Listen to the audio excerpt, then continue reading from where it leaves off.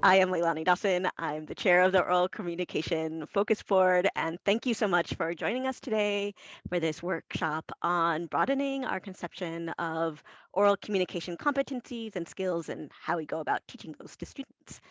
There are several other members of the OC board here with me today. Dustin, Jamie, Reina, Emiko, and then our GEC liaison and former O board member, Jamie and Urashima. And so just as a brief introduction to those of you who might not know, what the OC Focus Board does is review proposals. I mean, that's the main part of our job, right? But we also spend a lot of time thinking about not just what kind of OC competencies students need and how they should learn them, but also what kind of skills and support instructors need in order to make that space in which students can learn. So that brings us to today's workshop. This is one of a series that we try to do at least one a year on helping instructors build those toolboxes for themselves. So what we're going to do today, after a brief audience participation exercise and having the presenters introduce themselves, then we're going to spend most of our time today in breakout rooms, one for each of the different types of assignments that we're going to highlight today. And then finally, we will come back at the very end and reconvene to sort of bring things back together. Okay, so to start out with, in the chat box, please brainstorm whatever sorts of oral communication competencies you think students should or could learn, whether in your class or in other classes, or that you wish they had when coming to your class. So just the whole gamut. Let me open up chat so I can see people's responses. Just take your time and think of as many different things as you can. People have already started, great.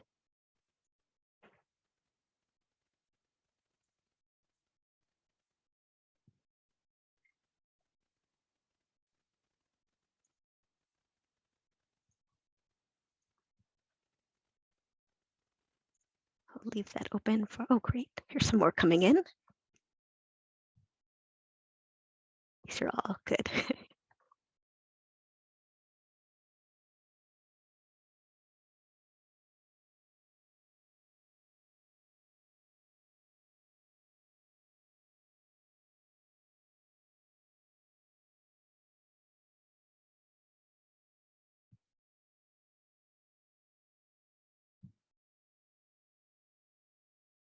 Give it just one more minute.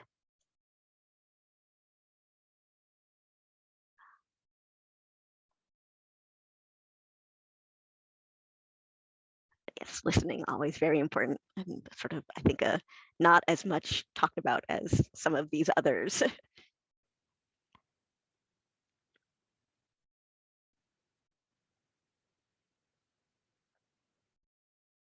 Great.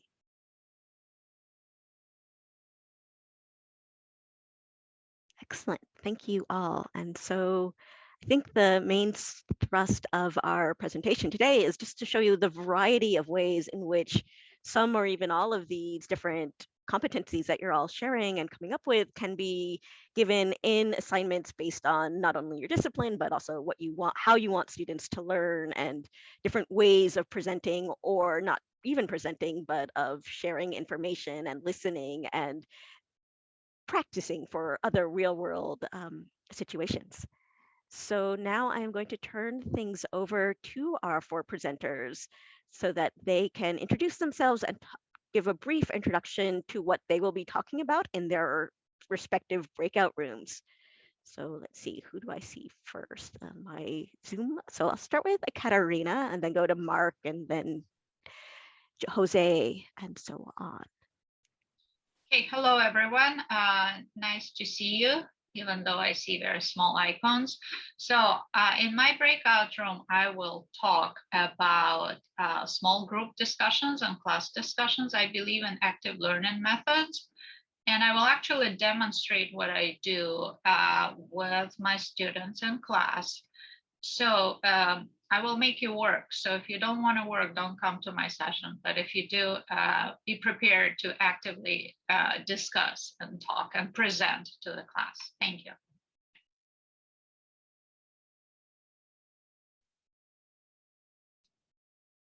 Hi, everybody. I'm Mark Branner, Associate Professor in the Department of Theater and Dance, and we'll be looking at creative ways to approach critiques. And so we're going to be looking at a little piece of digital theater and then seeing some critiques of students and how they went about completing this oral communications assignment to a critique in a Zoom format, creative Zoom format. So come and join us if you're interested. Thanks.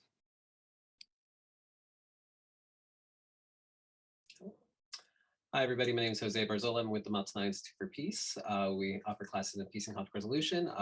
I'll be focusing on the class that I teach on intro to facilitation and organizational change as it relates to some of the weekly presentations that students have to do, and then how I infuse not only Lalima, but then Google Forms and other tech to try to get them to complete the oral communication requirement, as well as utilizing positive peace within everything that I do in an asynchronous format that I teach, an online asynchronous format.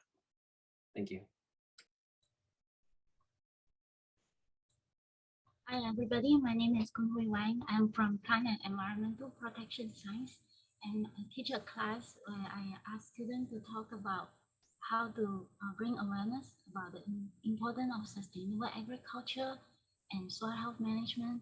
And so we use different PowerPoint practice presentation format to let students practice about how to convey this information to the public. Thank you. Great. So think about what sort of presentation or other assignment you'd be interested in learning more about. And then I think the CTE folks will open up the breakout rooms and for us soon. And then self-select into your chosen breakout room, and there'll be one of the O board members as well as the presenter on hand to run things in the breakout rooms. Thank you. The breakout rooms are now open. So if you'll want to go to the bottom of your Zoom gutter and click the breakout room buttons, and then the blue join button next to the room where you'd like to spend the rest of the session. Thanks, everyone. Okay. Okay, so Dr. Wang, you can start anytime when you're ready. Can everybody see my screen? Yes. Share view. I'll share again. And one thing I forgot to mention, the presentation will be about 30 minutes and this workshop is going to be 45 minutes. So if you have any questions, you could put it into the chat message, and we are hoping that we can address this. Dr. Wang can respond to this question toward the end of the presentation using the last 15 minutes. Thank you everybody for joining this session. It's a pleasure for me to participate.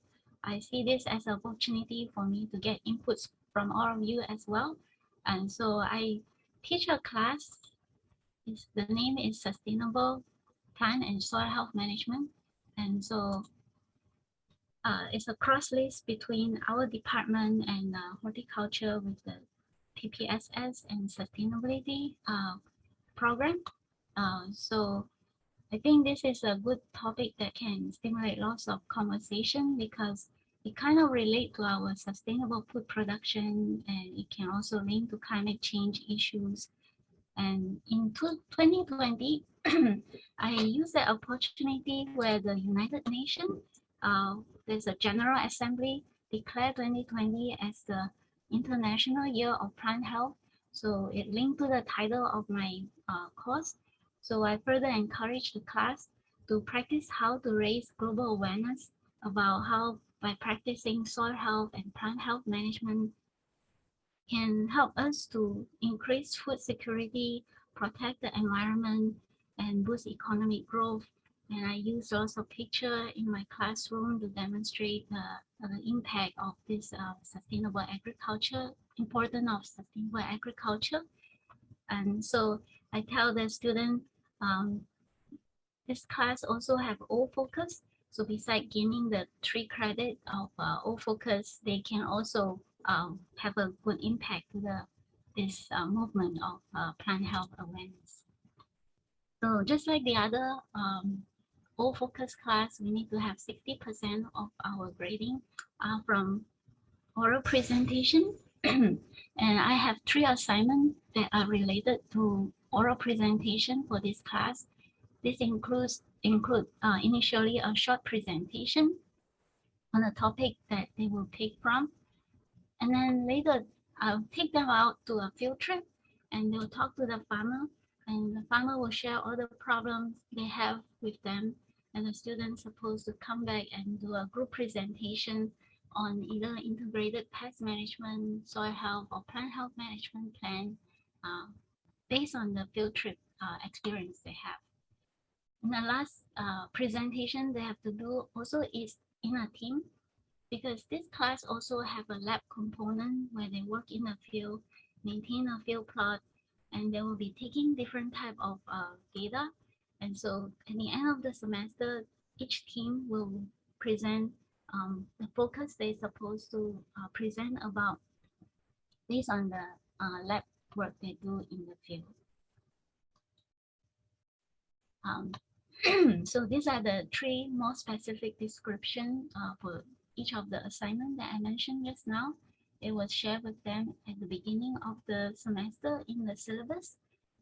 So I ranked this by the weight of the grade, but actually we started with the last assignment first, which is a short 5-minute presentation. So several students will pick one of these 6 topics, and we provide them with some material that they can get a baseline on how they should share this talk. And this practice is mostly to focus on their presentation skill, and they will get inputs on how well they present. And hope that they get some experience from this short presentation. They'll move on to have a team project presentation that are 15 minutes long to talk about together in collaboration with their teammate. They will come out with a field management plan for the field trip that they go to visit at Hawaiian Plantation Village with the Taro Lo'i. So they either talk about plant health management or soil health management. So that's their second assignment. And the last one is the team project that I mentioned. We have a field plot at the Goon facility, and each team will have different focus to look at different aspects of how the sustainable practice they did in the field plot is going to change, whether soil health or using compost or using wormy compost or managing the insect pests in the field. So I'll start with the first short presentation. So first we want to prepare the student to meet the expectation using some hallmark of the all focus guidelines and to share with them. So I started by sharing a link in TED Talk with them by Marissa Marshall. And she has this very interesting topic called Talk Nerdy to Me. And there are lots of science out there, how to make lay audience understand so that we have bigger impact. So she come up with a formula that I like to share with my students at the beginning of the semester. So besides talking about the science, you want to take out the jargon, take out the bullet points is what Marissa recommend. And then bottom line is you want to make your talk relevant to all your audience, make it easy to understand, and magnify your talk, your points with your passion in talking. And so she said with this, then you can increase understanding from the audience. And so then I like to share a sample syllabus of this course. So the short presentation I have is actually integrated into each of my, at the end of the lecture. Out of all the whole semester, there are 6 topics of my lecture where I will integrate the student to present on different topics. Students that choose to present on, for example, regenerative agriculture, then at the end of my lecture, they will spend 5 minutes PowerPoint to share with the class what additional information they found about regenerative agriculture, and so on for the other 6 topics. And so during this process, I also have in the syllabus kind of like a rubric on how this presentation should go. They'll get higher points if they have they can get the audience attention, and the presentation if it's easy to follow. Also whether they provide informative education information, and so to evaluate, to assess whether the student achieve this rubric or achieve this guidelines, I have the class to evaluate them through a Google form. But in this slide, I also want to share with you the other two assignments. I have different rubric where I'll start to focus on emphasize talking about things that are relevant to the audience. For example, the field trip will be more relevant to something that the farmer will listen to. And also for the last lab project presentation, I want to see if their presentation can present the data they collected. And so for the evaluation, so in the Google form that I share with the whole class, right at the end of their presentation, I give them 4 questions, and they will rate whether the particular student achieved each of these rubric specifically very well or not so well.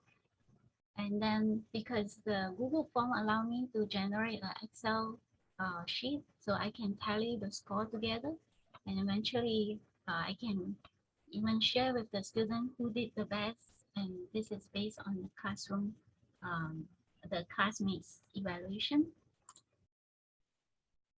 So one example is I pull out some of the comment that they provide into a Word format, and then I will share with individual students separately. So this is more like summative assessment, not really ask them to go back and redo the presentation again, but the student can get the comments and hope that they gain from this experience to do the next presentation later. And so I also using this rating from the class, and I will rate them with who has the highest score, who has second and third, and I will make an award for them so they are more encouraging, especially students that do well, and it looks like they get an award. And so moving on to my second project, which is second assignment for the field trip to talk to the farmer. So after the field trip, before the pandemic, we actually go to the field and talk to the farmer in person. The last 2 years, I was doing virtual field trip using the information I get from the farmer from previous years, and I share all the information with them in a PowerPoint. So I tell them this is virtual field trip, and so they still have all the information to make the plan, and then the team share a PowerPoint. So this is one example of student that did this last year. They introduce different pests that are of concern to the taro farmers, and then they will come out with a recommendation. And then I also have one section asking them what is the expected outcome if the farmer were to do this, and so they have to summarize what they think, if this recommendation is good or not. And at the same time, I asked the class to choose which team present the best with 3 questions. The first one is provide the best farming practice, and so they all choose team A. Second question, I asked which presentation is most informative and easy to follow. And now team A not necessarily rank the high, and team C actually have better presentation, maybe their graph are better or their picture and slide are well prepared better. I also asked a third question, which team has a most innovative idea? So each of these category was ranked by a different team. I mean, was ranked highest in a different team. So they all have different skill, and not to mention that just one team is the best. So this is also at the end of their presentation. It's also more like a summative assessment. And so now I move to task 3. Even though this was the last presentation for the class, we actually start working on this from the beginning of the semester, where students pick which topics they want to focus on. They all do a same field experiment, but some of them will evaluate soil health, some of them will measure the tomato health, and some of them will measure another crop health, as well as the soil physical properties. And then another group will just measure how bad the insect pest is or how good the beneficial population of insect is. And so they also do team presentation. But using the summative assessment from the first two exercises, I'm assuming they gain some experience in their presentation skill. So this is considered a formative assessment with the additional help from me from the beginning of the semester. After they get some data, I help them to make them into graphs that are easier for audience to read and understand. So this is all behind the scene, but at the end they will present to the class. So this is one example how they present by introducing the concept, and then they introduce different pests and beneficial organisms in the soil, as well as describing the method they use in the lab setting. And they also have to present the data in a graph format that are clear and easy to understand. And so because I tell them picture and graph say 1,000 words, so it's good to have big picture, big graphs. And then so before the presentation, I will ask them to share their graphs with me, and I will try to improve their graph presentation format, and then they present to the class. So at the end of the semester, the group that are very well prepared on their PowerPoint presentation, I will ask them to voluntarily, if they like to make a YouTube videos. And so there are 3 videos that is generated from this class. So I like to share this video with you guys. So I will go to here. So the first one is about using a cover crop called sorghum as for soil health management. And I will just start from short clip for each video that I will share. Were collected from the sorghum mulch plots as well as from the bare ground control plot using the stainless steel soil cutter from the NRCS Expo rainfall simulation kit. A simulated rainfall experiment was done to compare water infiltration between the bare ground control and sorghum varieties. Immediately after the simulation, which mimicked torrential downfall, the bare ground treatment experienced the most water runoff and soil sediment, which would likely result in soil erosion under real-life conditions. Among the treatments, NX2 sorghum experienced minimal to no runoff and highest infiltration rates into the bottom of the soil profile. Under real-life conditions, this water that infiltrated could lead to the recharging of aquifers. Bare ground had the highest water runoff. So I'll stop this first video, and then I'll go to the next one. This one is about all of the United Nations. The United Nations General Assembly has declared 2020 the International Year of Plant Health. Its purpose is to raise global awareness of plant health and its contribution to reducing hunger, protecting the environment, and boosting economic development. This video captures a project in CTAR's PEPS and TPSS 410 class entitled Sustainable Plant and Soil Health Management that demonstrates the importance of soil health management as the foundation of plant health management. Plastic trays on the top are perforated to simulate rainfall droplets on the soil. The soil tray on the right is densely covered with wheatgrass, and the tray on the left is bare ground.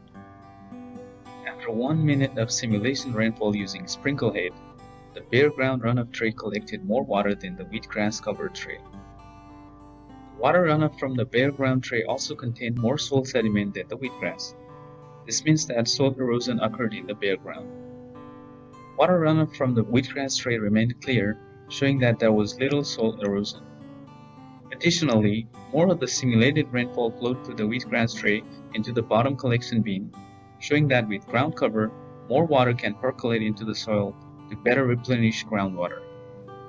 The dense plant root system from the wheatgrass is holding the soil particles together, improving soil aggregate stability and creating soil macropores that allow better water infiltration.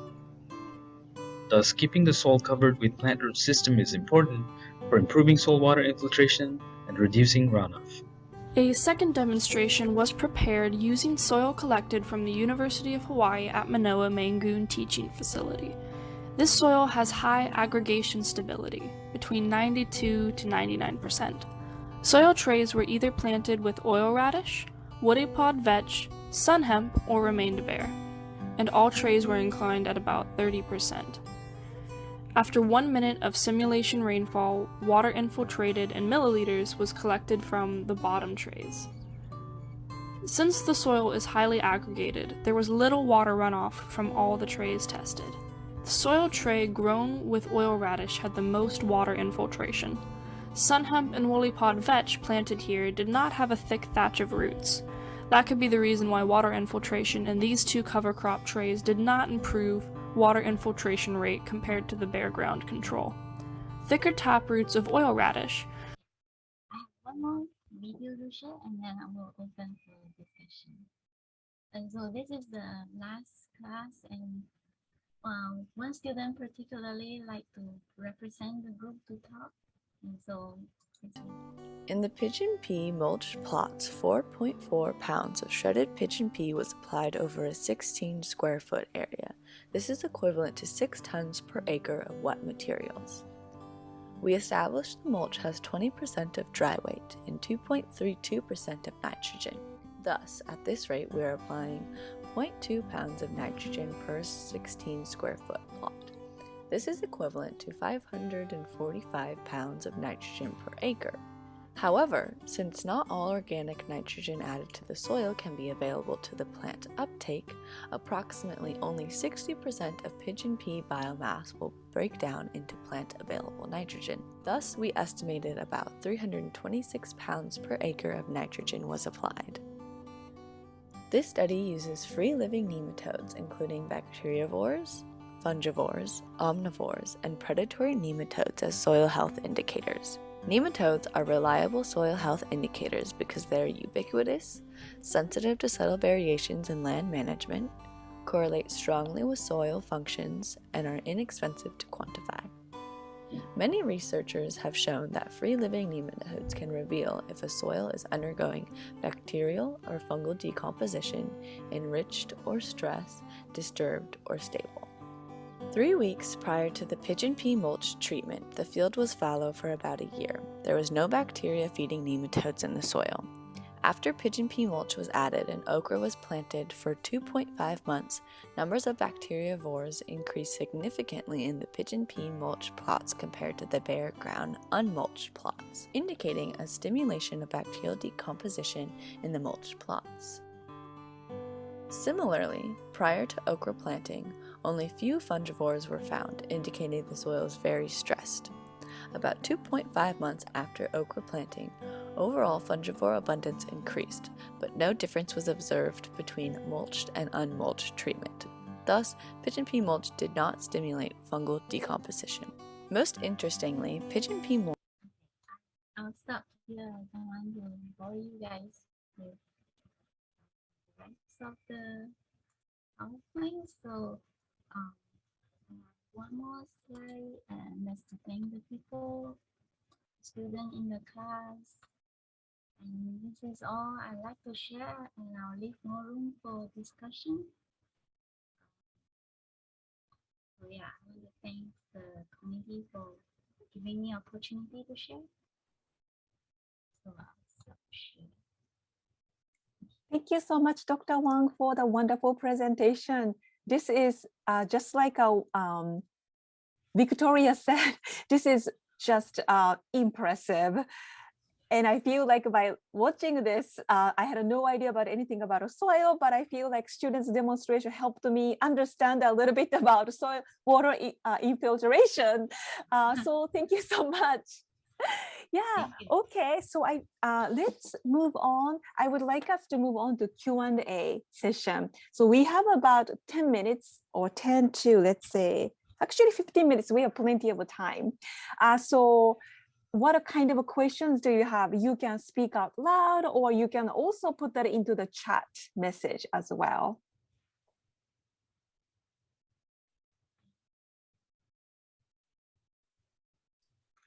Well, I just wanted to congratulate Professor Wang for the presentation today. Thank you for sharing how you put everything together. And especially because for me, I wanted to see how you integrated, the different stages. And so you showed us the syllabus and you let us know how you have your rubrics. So all of those elements, are very important for us to imitate or to copy, because I think that some of us are looking for ways to implement those kinds of like alternative ways of showing how students can use oral communication. In my case, I don't work with students who are enrolled during a semester. I work with short-term students, so I would need to adapt some of what you've presented into like pieces, but still, it was very useful for me. So again, thank you very much for helping us. And I don't have a specific question. I just wanted to say that it was very impressive, and thank you for sharing. Thank you very much, Gonzalo.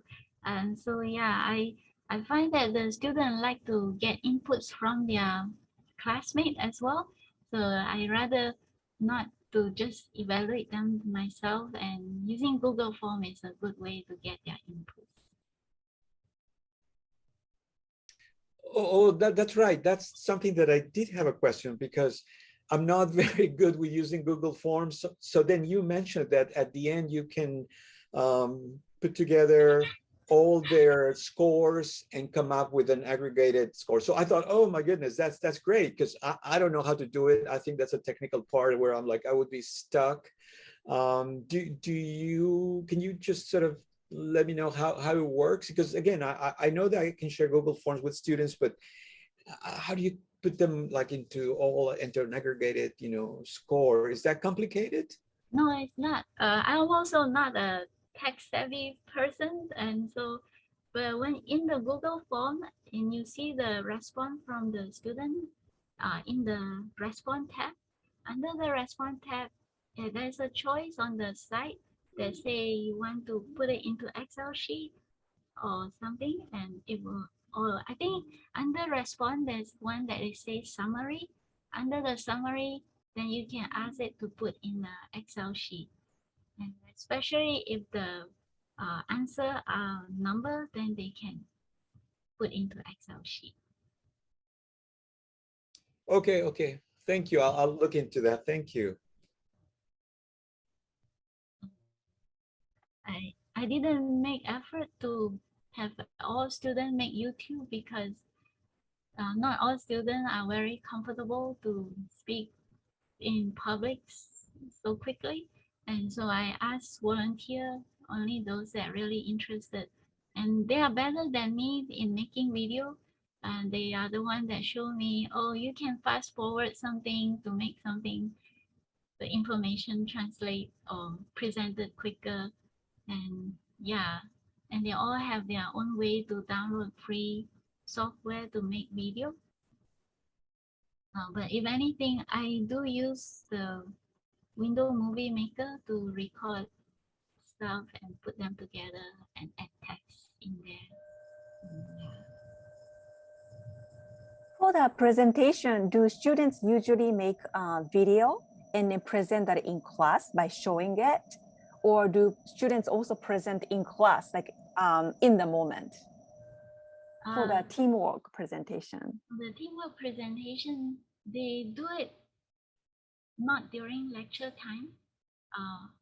But because of COVID, I have to take lots of video for students that cannot come to lab. And so I collect them and I share with them, and then they will snip it and clip it according to their needs.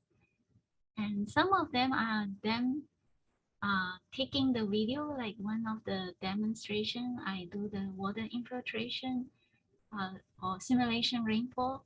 So I tell them, for those that want to make YouTube video, you can film as much as you want.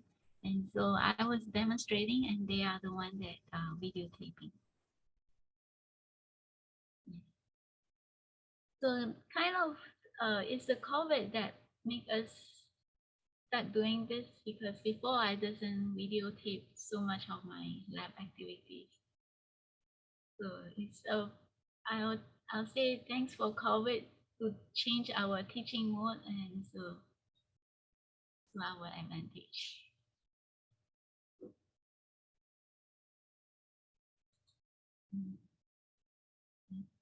Thank you, Victoria.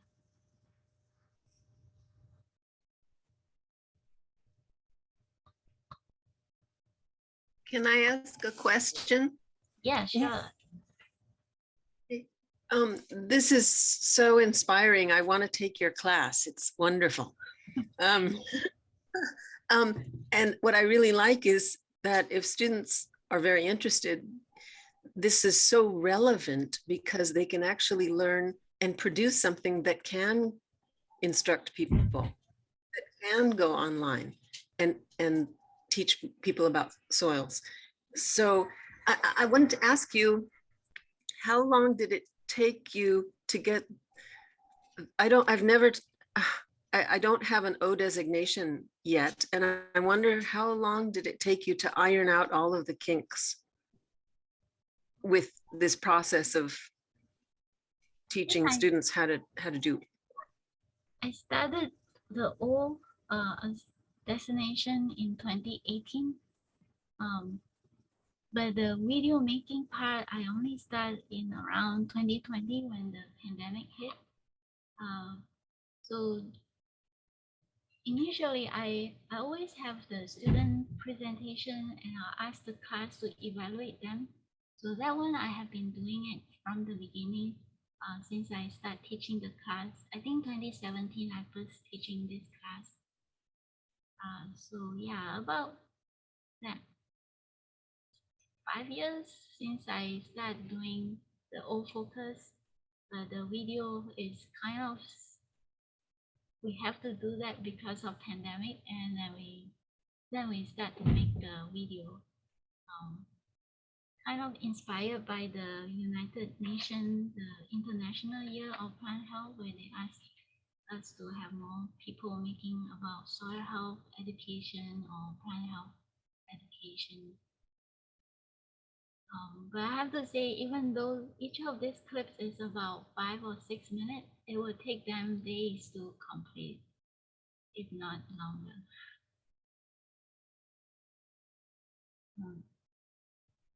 And yeah, I am also very impressed by some students. They can speak so much better than me. So I rather have them narrate the movie rather than myself.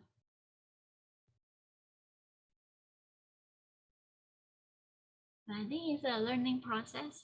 So I get inputs from them, and something I will change not to do. But yeah. And I also wanted to ask, what kind of feedback does the students seem to enjoy the most and seem to perceive helpful? You did mention that you would give some feedback to them, but also students would get some feedback from other group or other students as well. Do they also do some kind of a self-assessment as well? So my question is twofold. Do they do self-assessment, kind of self-analyzing their own presentation and what they can do better? And the second question is, what kind of feedback do you think that the students found most helpful?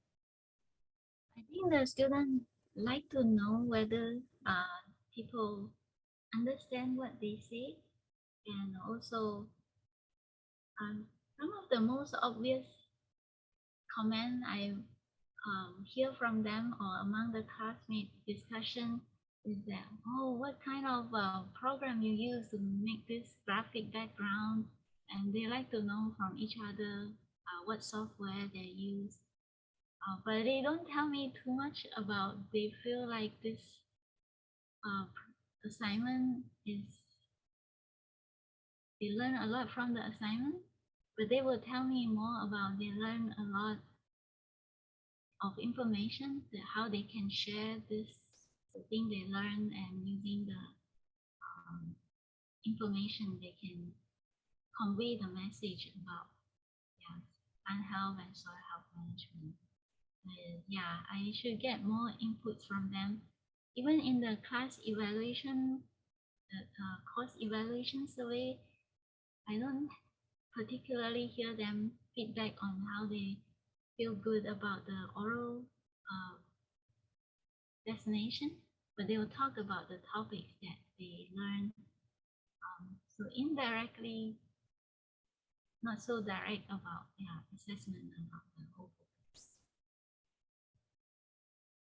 Those that make the YouTube video, they all came back and say, yeah, they really enjoy it. And even after the class, they asked me if they have future opportunity to make video, just contact them. So for that, I know they like to do that. That's amazing. That's a dream situation for all the instructors. Students are so motivated even after the class. Yeah. And it kind of, I have extension appointment myself, so I'm very happy they say that, and they can help me do other extension workshop video thing that I can share with the public.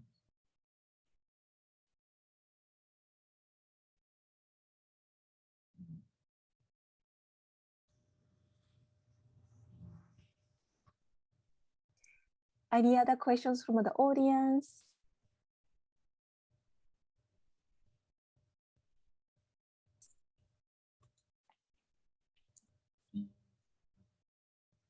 Can I just make a comment? Sure. I have a student in my class currently, and my class, we do have oral presentations, and this student is very, very shy and wanted to ask, you know, is there any way I can not do an oral presentation? And the lovely thing is that now I'm going to tell her to pre-record her oral presentation as a practice. And, you know, I think she'll be able to do that. Nice, yeah. A way to compromise with her. She was going to try to go through Kokua to say, I would like to be excused. I really get very, very anxious to do oral presentations. But now I think if she does it by herself and she narrates it, then it can still be an oral presentation. Right. Yeah, we do have some students that for some reason has to travel during their assignment presentation time. And so they will say, they will pre-record in PowerPoint, and it turned out very good. And they just kind of answer the question in person. So I still score them the same way as the others. And I think that's the beauty of it, and that's the kernel of the current the workshop we are having. That when we say oral communication skills, we tend to think that it should be one shot in the moment presentation, but there are a variety of approaching it, and one of it can be pre-record, and then you have opportunity to edit and revise multiple times. Depending on the purpose, that can be, it should be included in the part of the presentation skills.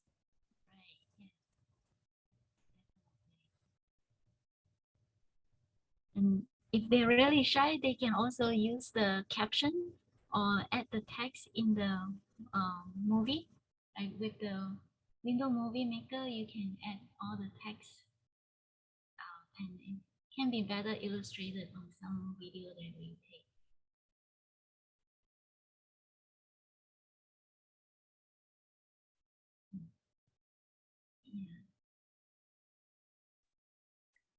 And I also loved you shared this formula earlier. That's from the TED Talk, science minus jargon plus bullet point divided by relevance. times passion equal understanding. I think that's very true to our field too. When we try to communicate scientific results of the study, we tend to use jargons. So I think it's very important for us to remember this. And I want to show this to my students as well. Yeah, I couldn't get off the habit of making bullet points, so I still use bullet points. So yeah, I still way to learn how to get rid of that. I think her point is try to use picture to convey your word instead of just writing out too much.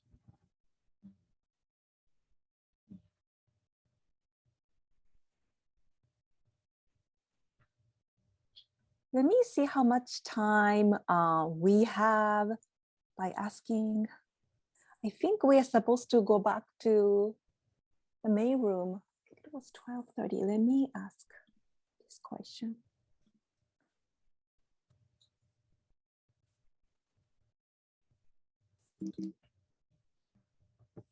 Oh, I won't be able to ask this question because I'm in a breakout room.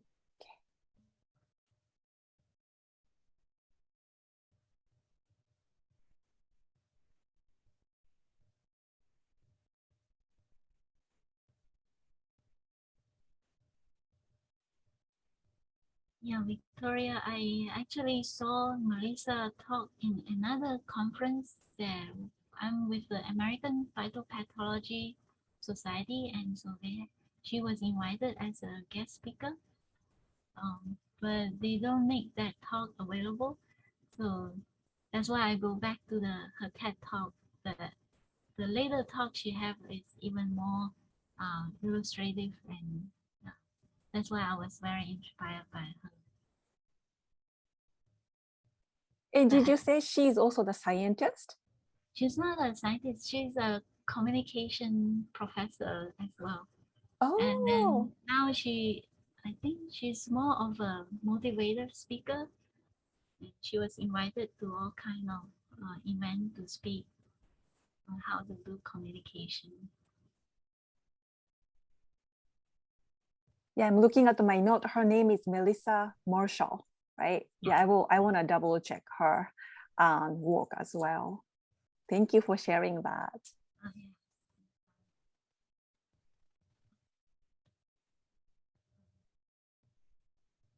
In general, I felt like during this COVID time, the students like to watch video rather than just listen to the professor talking. So and making assignment for them to watch certain video, I felt like it's more impactful. And so sometimes I will select like video of my choice for them to read documentary or watch the documentary about sustainable soil health management, and then they will come back and answer questions, and they will write a lot, and it looks like they were going word by word and just checking very carefully about what the documentary had shown them.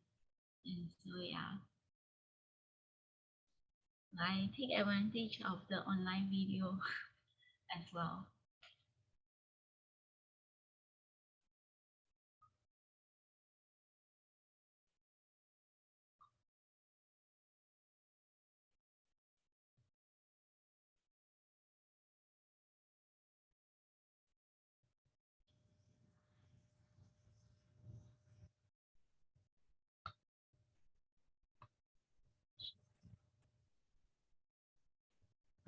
So we go back to main room.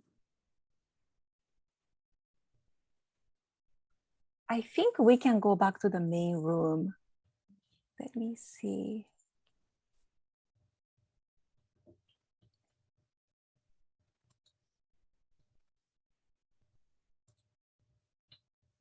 Yeah, if we don't have any further questions, we can go to main room now.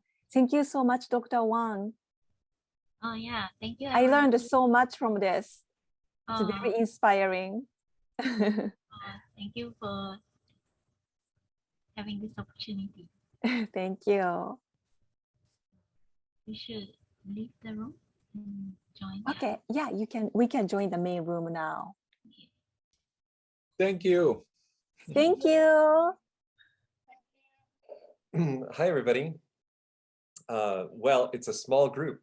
And so I think it would be lovely to do some oral communication to start, so it's not a one-sided affair. I feel like that is often the case in Zoom boxes. So I've introduced myself. I'd love to hear about each of you, where you're from, and what perhaps your background is in oral communication classes. I'm always trying to improve my oral communication classes because it's something that I find very challenging to really grade on these assignments that seem so somewhat subjective or nebulous. So, okay, there's the prompt. So who are you, where are you coming from, and then your background in OC.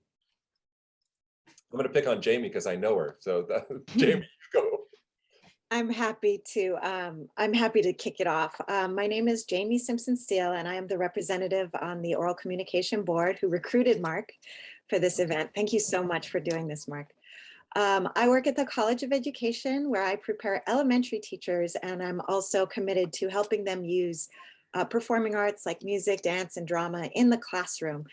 So for me, oral communication is a real challenge because a lot of my teacher candidates are not really, they didn't really sign up for the arts. They just found themselves in my class, which is required, and teaching them how to be animated and how to use their voice as a tool when teaching is really interesting, and it's a wonderful challenge. So that's who I am. I'll go ahead and pass the ball to Ruth. Oh, okay. So my name is Ruth. The last name is Shu, and often I start off the first class by talking about the Shu, my surname. It's spelled HSU, but so students are a little bit, confused about what to do with the H. I'm in the English department, and I think traditionally in my discipline, it's kind of assumed that you just talk and nobody has to learn how to discuss literature. And that's actually incorrect, I find. It can be quite intimidating to confront a short story or a poem or a novel and be asked simply, well, what do you think? Talk about this. So I'm looking for creative ideas on how to engage students, how to give them a sense that they can own the text and the space. So I'm open to anything. Thank you all for being here. Thanks, Ruth. Nice to meet you. Do you mind being the bad guy and voluntolding somebody else who's left in the room? Oh, okay. Hey, I'm all for pointing fingers. I'll go. Amanda? I'll Okay. go to take the pressure off. So I'm an adjunct lecturer for Manoa, Kapiolani, Windward, and sometimes Kauai. So I'm kind of all over the place. I did the COLT, the Online Learning and Teaching Cert, through College of Ed while I was doing my master's degree because I wanted to move back to Maui and I still wanted to teach. So I teach pretty much everywhere except Maui. But I've been teaching online since 2017, 100%. I've actually never taught face-to-face, but I do have an extensive performance background. I started performing when I was 3. I did the packed up at 18 and moved to LA to try and be an actress thing. And so I was there for 8 years. I ended up in improv comedy. So I have a background in stand-up and in improv. I produced 2 different troupes where I produced, directed, trained everybody in Hollywood and on Maui. Wow. But now I'm teaching religion courses and I'm really, really excited that I can teach an OC for the first time because I've been trying to figure out how to merge both of my worlds, where my extensive performance backgrounds, but then also to my scholarly background and you know, the academic approaches and stuff. So, I mean, I have some ideas on maybe kind of warming the students up with some improv techniques, but I want to try and figure out more of how I can kind of merge those. I have one idea, but I'm excited. I'm excited, Mark, that you're here and that I can kind of connect with you in terms of maybe bridging those two worlds together. Oh, what a cool intro, Amanda. Yeah. Religion and improv. That sounds like, man, right up my alley here. So thank you for being here. Melissa, we'll go I'd be happy to go last. I'm Melissa Kirkendall. I am an anthropology professor at UH Maui College. I also teach one course a semester for Manoa in their extension program. And I serve as liberal arts program coordinator. And of course, in that rubric, we tend to give OC in terms of communication and speech classes.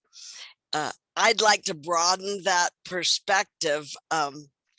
I have a performance background too, as a storyteller at community school libraries. And I did that for years in the 70s, 80s, and 90s, sometimes for pay. You know, tough to earn a living that way. But what I'm really interested in is incorporating some of these ideas, including performance. I deal with factual data like some of you, and I want the idea of helping students feel empowered to express themselves in a substantive way. So without necessarily opinion, but you still can get a point across.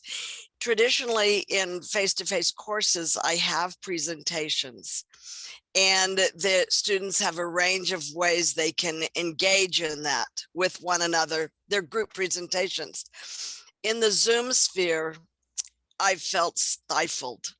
So I'm looking to find out strategies for how you all are doing it in this modality, because we don't know how long we'll really have to keep this on our list of modalities. So I'm looking to learn.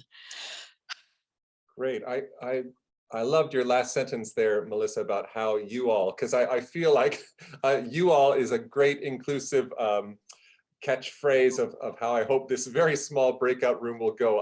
I am happy to share perhaps some of what Jamie saw that might be valuable, and then maybe we can just turn it over to a little bit more discussion of what Ruth and Amanda, you guys have done or tried, and just different techniques, since we are coming from sort of a liberal arts humanities background, and some of us very specifically from even a performance background. It seems like we at least speak the same language. I was really scared I was going to have some microbiology folks in here, and they'd think like, oh gosh, these left-wing kind of humanities folks. But okay, we're among people that I can speak to. All right, so let me just quickly introduce the class that I'm going to just draw from and talk about a couple assignments. I picked one assignment that I thought would be appropriate for sort of maybe a more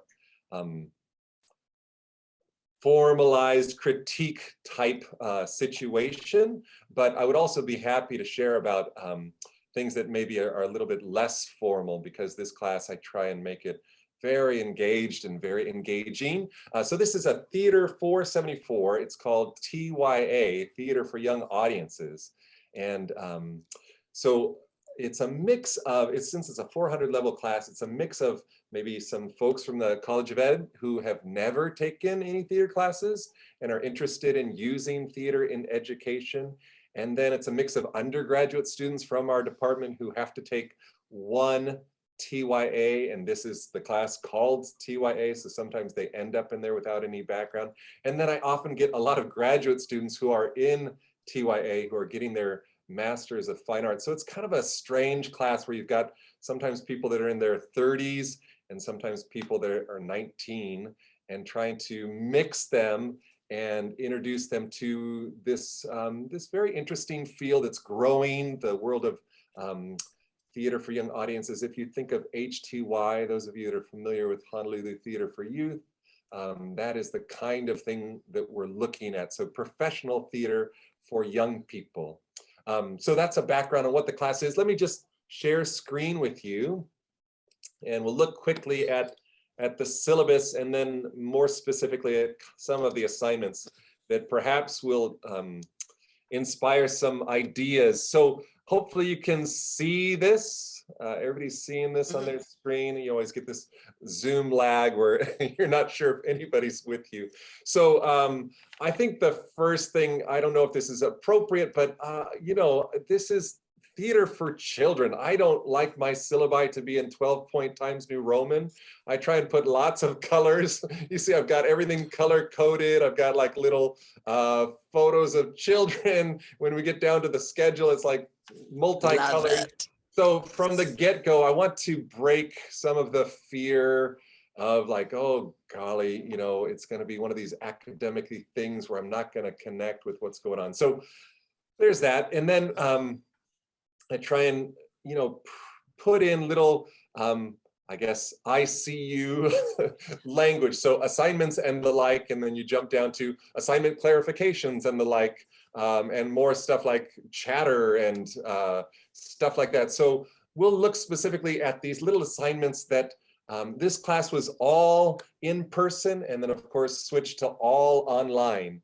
And so this is a mixture of techniques over the last couple of years of what has worked in person and how that translated to the Zoom format. So the first things here, me chat, we chat, and we chat are kind of the substantive OC elements of this particular class. And just quickly, the me chat is, you know, what we probably all do in various classes where we have oral communications, where it's just a presentation. Somebody gives a presentation, tends to happen towards the end of the class. The we chat is a partner presentation.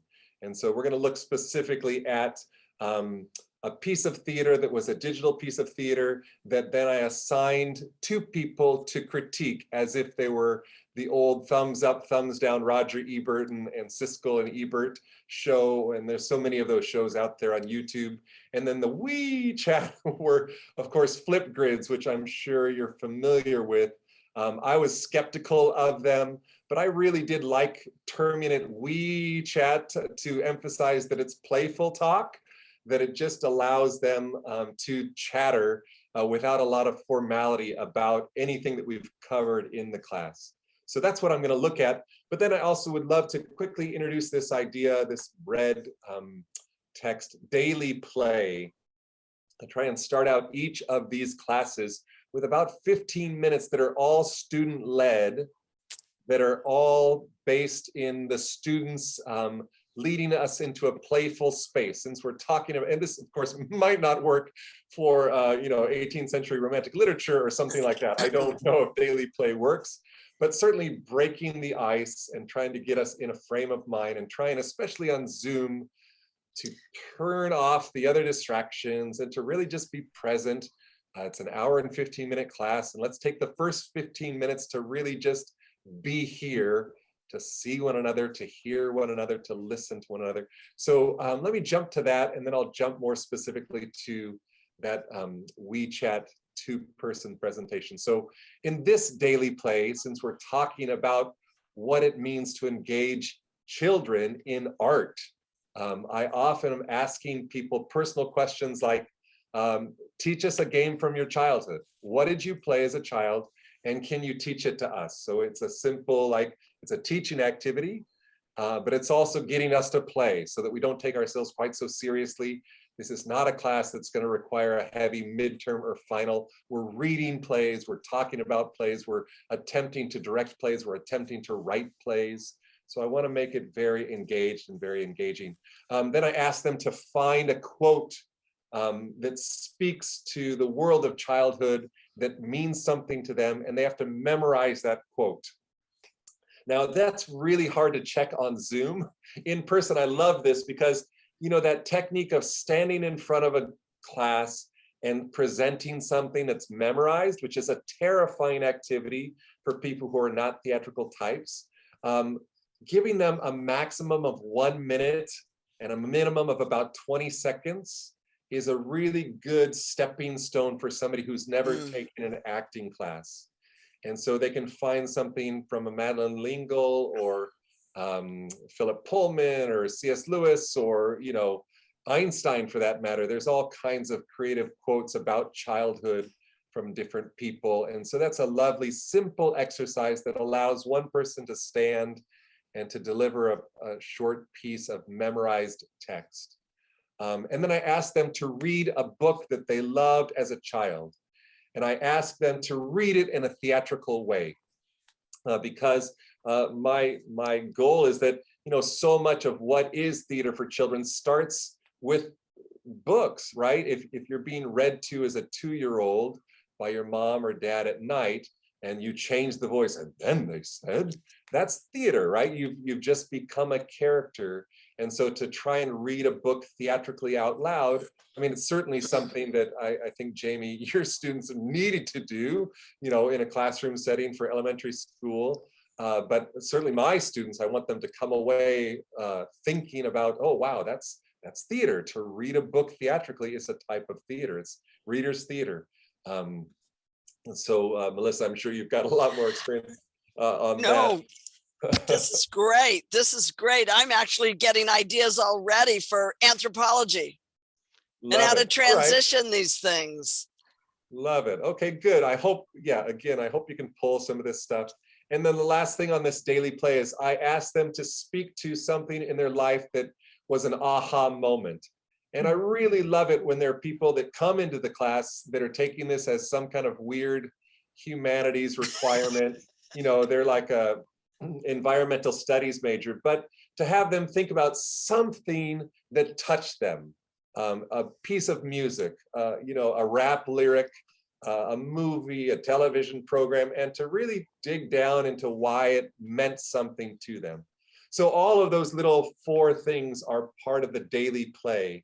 And I will admit that on Zoom, it doesn't work as well as in person. In person, it's lovely to really kind of pretend that we're in 3rd grade again and sit crisscross applesauce and listen to somebody read, you know, very theatrically some childhood book. It's like a lovely activity, but it does work on Zoom. So it does still work on Zoom. I have a question. Go. Yeah, so when you do this, it's called daily play, but you do this within every class?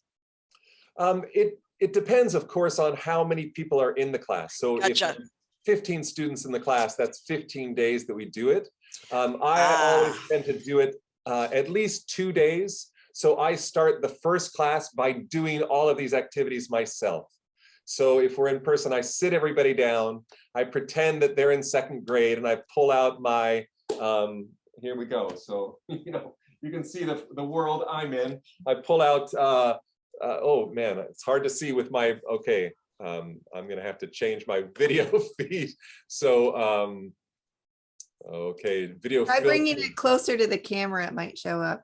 That show up? Oh, it's too well done. So I'm gonna put on no background so you can see what my office really looks like. There we go. So To Walk Between the Clouds, this is about Philippe Petit, who walked between the 2 towers. I love that book. I love Know David, if you know the David series. Those are great books. You know, I've got thousands of these kinds of books that I can read, childhood books. So yes, the first couple days, I'm doing all of these activities. I'm talking about art that's inspired me. I'm talking about quotes that I still find profound. And then if I have a TA, oftentimes a graduate student in this field will be my TA. And so then I have them do a day or 2. So they've got 3 or 4 days of examples of people doing this really compellingly and really well. And then I tend to start with the people that I know have some acting experience, so that the people who have never done things like this, by the time we get to day 10 and they've seen 10 of these, hopefully it lifts people up to like, okay, this is my big day. And I tell them, okay, you got to dress for the part. I don't want you coming in like flip-flops and a yucky t-shirt. I mean, take the class, right? You are going to be the teacher of the class for about 15 minutes. So I really love those activities because it really does kind of lead to a lot of chatter. and it's very personal, and it just opens the room up to a little bit more kind of familiarity. We get to know each other a little bit more closely. So any other comments or thoughts before I jump into the real assignment I was actually going to share? Go ahead. Would you feel comfortable sharing your syllabus with us? Absolutely. I would be so thrilled. Let me stop this, and I'm just going to can I put it in the chat to just everyone in this group? Yeah, if it's on a Google Doc, then we could probably access the link. You know, that's so wise. And I will drop it into Google Drive. Oh, here it is. It's in my Dropbox. I'm gonna have to access Dropbox. I don't use Google Drive as much as I probably should. The great thing about syllabi in Google Drive is you can actually see which students actually accessed it, because it tracks who logs it. So I love that part of it. All right, now you've convinced me, Amanda, to all right. I'm gonna just try and drag and drop this into Google Drive. That's probably a little bit faster. It may take me a moment as I'm going through other things, but yes, I would be so thrilled to share this with you. Take and steal whatever you like and discard anything you don't like. So that's totally fine. And then my other question was, so I'm going to be teaching my OC asynchronously in summer, double challenge. Wow, yeah. So, yeah. So yeah, if you have any tips on that, you know, I mean, I think that's going to be my biggest obstacle for OC is adjusting it to asynchronous. Asynchronous is my specialty. That's what I've been teaching 100% for over 4 years. So I kind of know how to adapt a lot of this stuff. But if you have ideas, or if anybody else in the group has ideas, I'd love to hear them as well. Well, I was just reflecting on how this particular activity too could be easily transformed, you know, change the prompts to be a content specific, what your learning objective is. Like Mark is really clearly focused on the nature of play and childhood and like tapping the inner child, right? Which I adore as an educator. I feel like stealing this too. But how interesting to adapt the prompts, Amanda, to something about religion or spirituality or about, you know, things like that. Yeah. And bringing in also, I really do love that it's a it's a routine for your class, Mark, that it's one person per day. So we don't get really killed by over presentation. It's just one person per day. And I feel like as a learner that would really engage me way more than just seeing the teacher every day, the teacher's in charge, but to have that bit of inspiration from my peers, I think would be very powerful. I love that suggestion, Jamie. That's so good. I never really thought about that, but man, that idea of prompts that have to do with religion would be really interesting. I think you'd get so many interesting discussions. And, you know, maybe it's a little bit nerve-wracking to share some of those things in a way that daily play, you know, for childhood. But I think that would be so interesting to really open up the can of worms with your students about what they really believe and feel and think about these things. It's a fine line with religion because we teach for a state institution, so I can't ask them what their beliefs are. You know, I can't share mine. But for this OC class, it's going to be women in religion. It's cross-listed with women's studies, and I'm going to be focusing on priestesses and female shamans and strong female religious leaders. So I have a little. It's not quite as sensitive as like a world religions class where I have to kind of be a lot more delicate. But yes, awesome. Thank you so much, both Jamie and Mark, for those suggestions. Absolutely. Yeah, this would be great. I'm sorry. Yeah, this would be great with the book that I'm doing with one of my classes right now, which is Toni Morrison's The Blue Sky. So the book starts with a nursery rhyme, Dick and Jane. And I think it's a very crucial bit of craftsmanship on the part of Toni Morrison to begin what's a very serious and in some ways very traumatic novel with you know, a nursery rhyme that's very conventional and that is usually associated with you the predominant or the dominant culture. So that would be fun to get them to try and read different parts of the beginning of the novel with all those different voices. And yeah, this is great. I love it. Yeah. Thank you so much. Yeah, of course.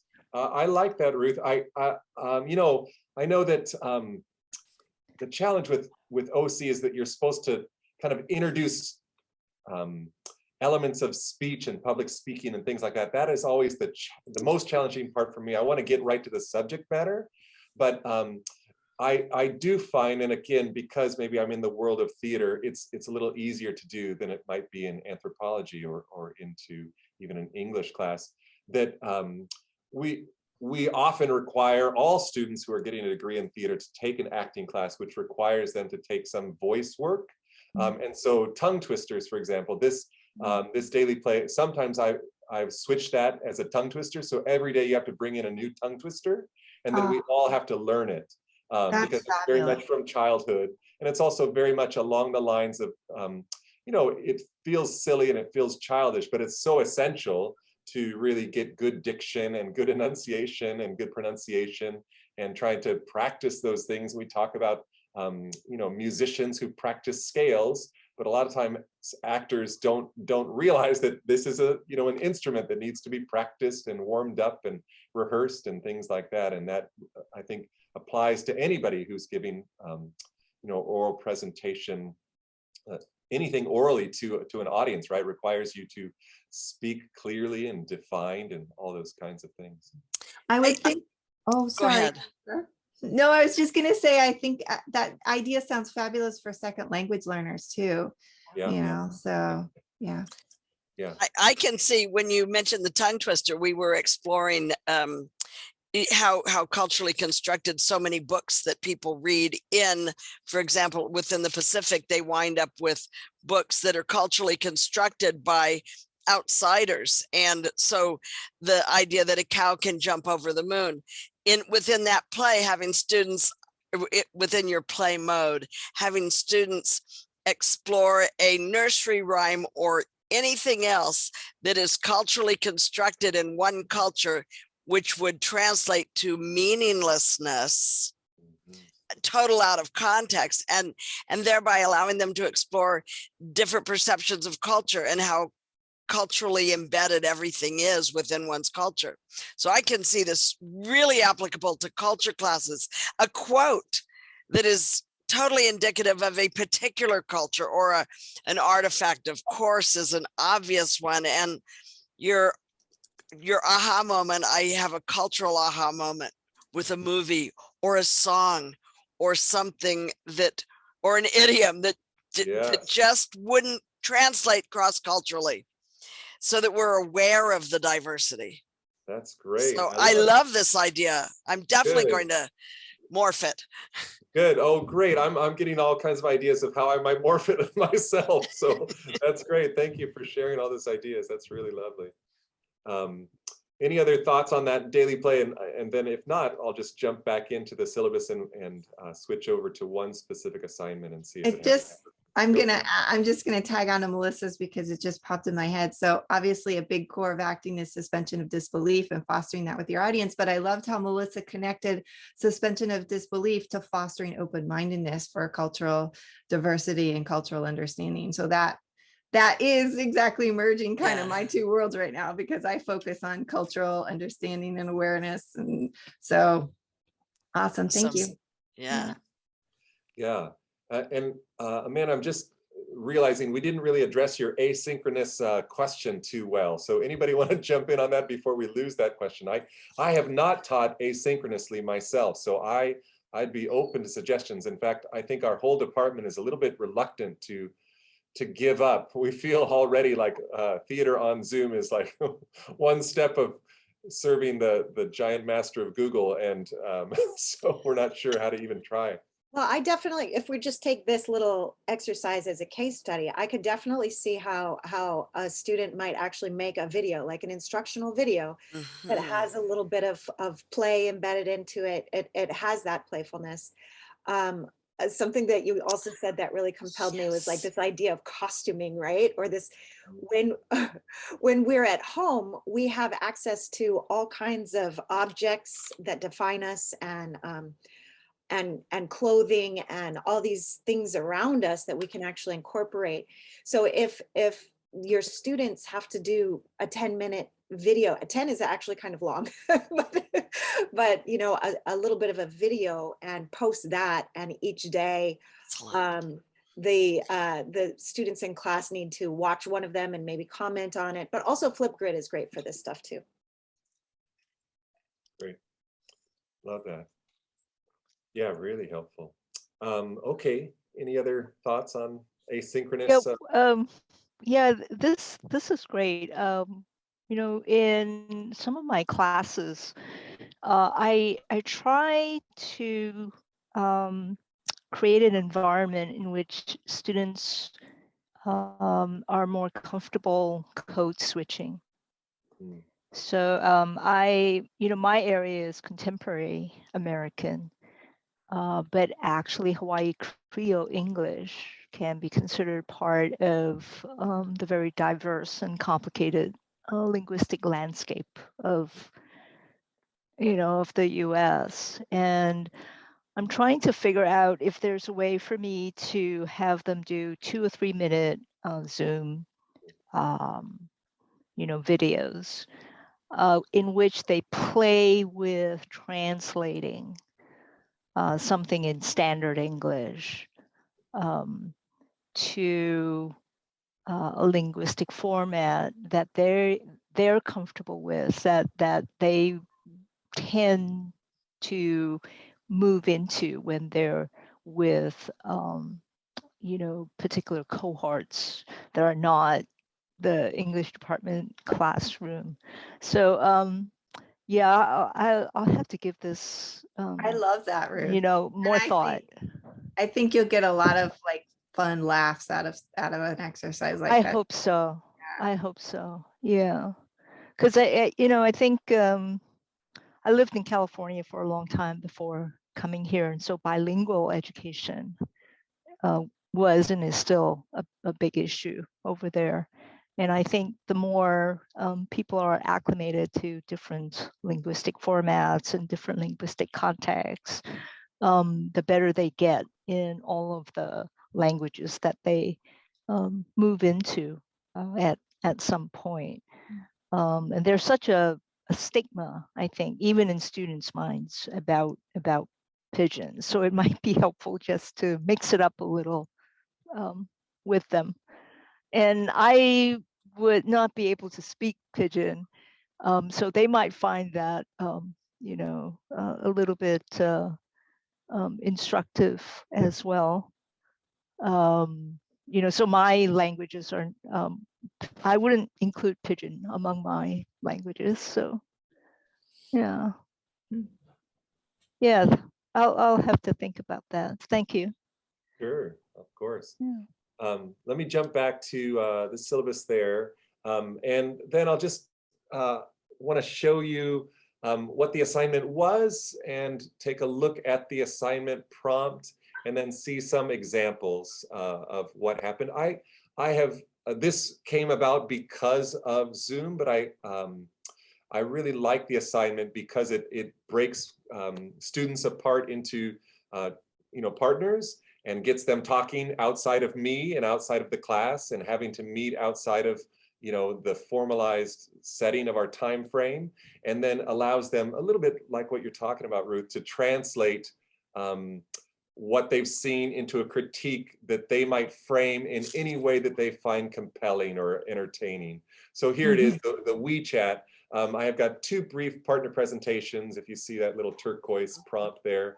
And we're looking at the second one. So a verbal critique, you'll work with a partner to critique one of the available digital TYA pieces. So when we were all kind of shut down last year, you know, I compiled this huge Excel spreadsheet of probably 30 different pieces from across the nation that they could click on and watch digital theater for young audiences. And then think of yourselves as professional critics offering your thoughts on this particular piece of theater.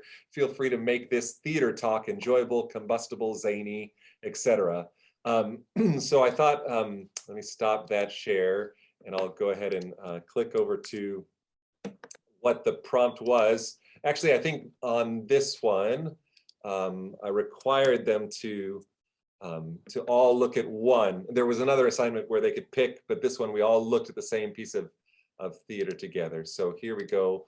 I'll share just a minute of this. Are you seeing YouTube there on your screen? Yes. This is Yes. called I, Cinna. And Ruth, you might be able to tell us about Cinna more than I can, but it's a really interesting piece. Cinna is a poet, but also one of the conspirators. So it's an interesting piece because the person who's written this is trying to get young people, junior high, high school, engaged in politics and thinking about the results in the end of Shakespeare's Julius Caesar. The poet is murdered, but because he's mistaken for another person. But it's a very interesting piece. I'll share a minute with you of it, and then we'll see the critiques that the students did, and hopefully you can hear them. Yeah.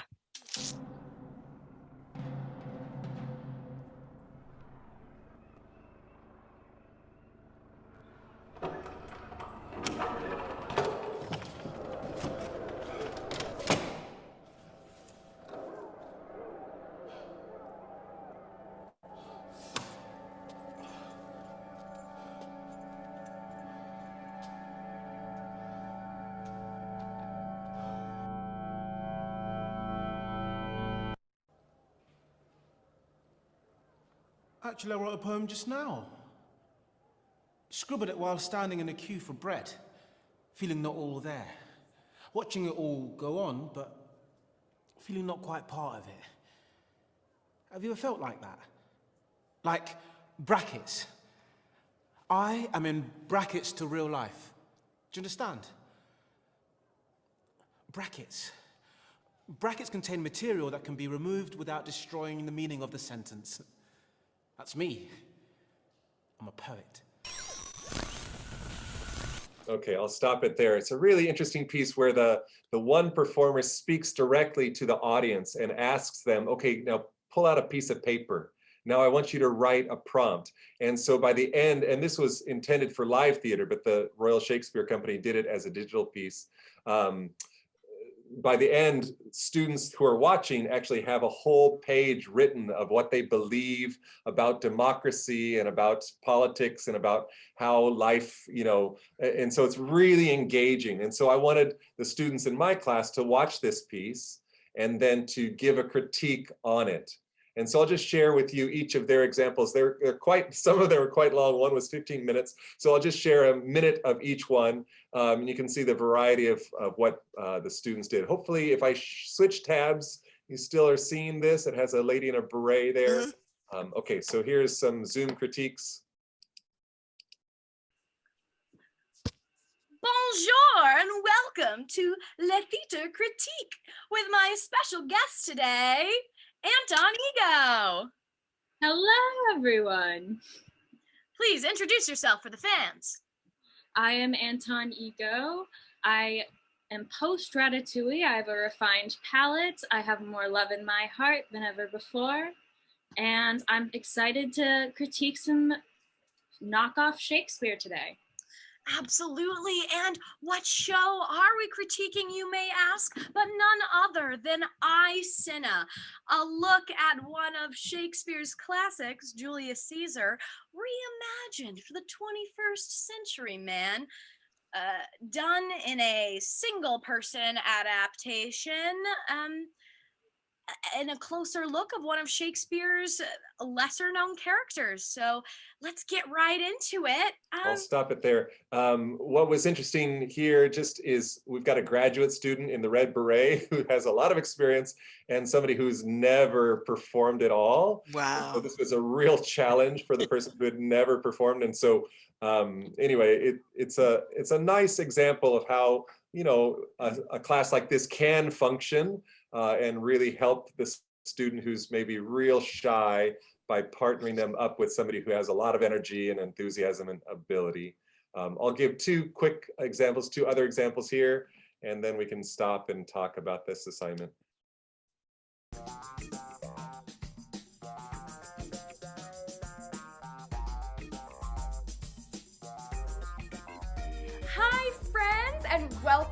we're going to be counting down our favorite moments from Aysena. So, Ronnie, tell me, what was one of your top favorite moments of Aysena? Well, if I have to choose, my favorite would have to be how wide interactive it was for the kids and for everybody involved. It was, you know, you went in there with a pen and a paper. Everybody was encouraged to write whatever was on the screen and whatever was prompted. Okay, that one's a little bit more standard. They, got together and tried to get the same Zoom background. And then I really love the last example here. They turned the whole critique into a food show where they're eating Caesar salad and discussing the salad as if it's the play. So they're calling it the Aysena salad, or I think, anyway, we'll take a look at this one.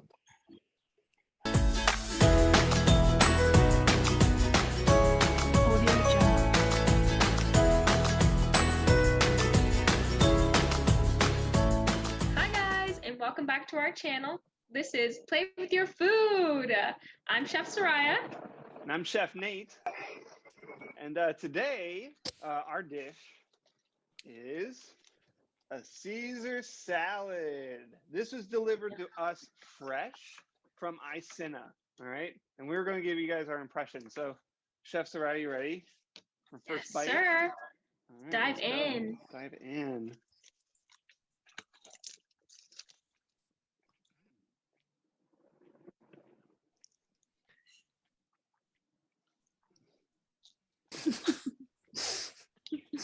Mm-hmm.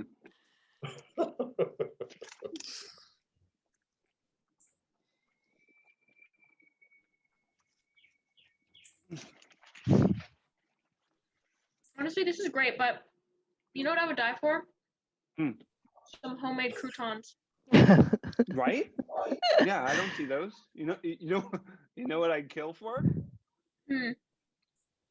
More dressing.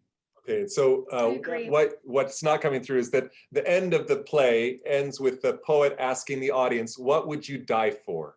Write it down right now. Gotcha. What would you die for? And then he said, what would you kill for? And so the playwright is asking students to think about what do they care so strongly about that they would kill for? And so they're kind of making a spoof on that. I'll stop sharing. We can talk about how successful or not successful that was, but I love the diversity of what I got. I didn't expect a cooking show. I certainly, that kind of threw me for a loop. I really enjoyed what they did because they really found this metaphor of enjoying food to critiquing the play that they were asked to critique.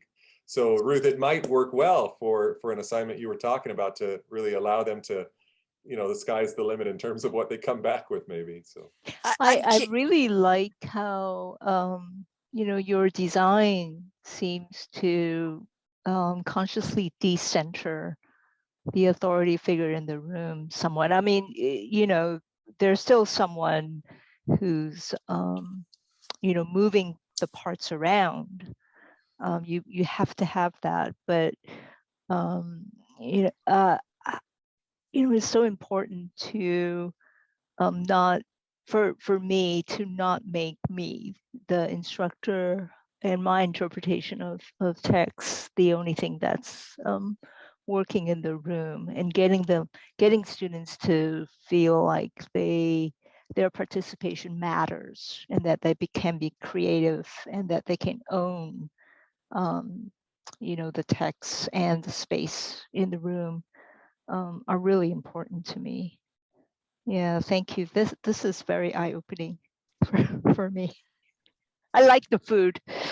I love food shows, so this is great. I'm curious within the context of the class, because these were fabulous, and it would be a struggle to determine in terms of assessment. They were performing. They are performing, and it's almost as if the content is irrelevant. And I'm wondering how you, the very fact that they are communicating orally, they're performing. How do you deal with that in terms of assessment, or do you? I thought about that this morning as I was pulling this up. I said, I don't really think I have some rubrics. I'm certainly, my rubrics probably look like your rubrics. They have all great categories. But to be honest, a lot of what I want the students to gain in this class is not so much, it doesn't fall down into rubrics as well as like, are you talking about the material? That's what I want you to engage with the material. So can you engage verbally with the material that I'm presenting to you? And if you are, you're going to get a good grade in the class. Certainly, I want you to be clear in your pronunciation. I want to understand what you're saying. I want you to make coherent sentences and a coherent, argument. But for this particular assignment, if you do it and you're engaged and you're engaging, you get a good grade. So I really do think that that's the challenge I have found of some of this grading is just not really exactly what I want. I want them to just be present and to really kind of connect with one another in the material. Yeah, that makes perfect sense. And I'm really glad to hear that, because I think that's the important thing for getting our students to engage with any material. Yeah. No fear, no holds barred. They're going to pull us into the other room in 5 seconds. 5 seconds. Oh, dear. So let's just gracefully all give Mark a nice big round of applause. This is the breakout room on small group discussions with Ekaterina Sherstyuk. I'm not quite sure how to pronounce that. Sherstyuk. Thank you for that correction. So we will get started now, and I'm looking forward to learning more about economics. All right, thank you very much. And since it's a very small group, so we're gonna do it very personal meeting, just like I like to do it in my oral communication courses. So Sherry, nice to meet you. Okay, so I will be talking about small group discussions and problem solving sessions. I'm at the Department of Economics. When I actually started, when I attended a long time ago a session on oral focus, I said, well, I'm teaching highly formal mathematically oriented courses, but I use a lot of student work and talking about how they solve problems in class. Can this be done? Because you normally think about oral communication as something where you talk about not mathematics, and the members of the Center of Teaching Excellence actually encouraged me, and they said, we have too few classes with oral focus that use formal reasoning. So I went ahead and I've been teaching probably more than 10 years right now, okay? So the course that has oral designation for me is Intermediate Microeconomics. Okay, so it uses formal mathematical theory to explain economic behavior, right?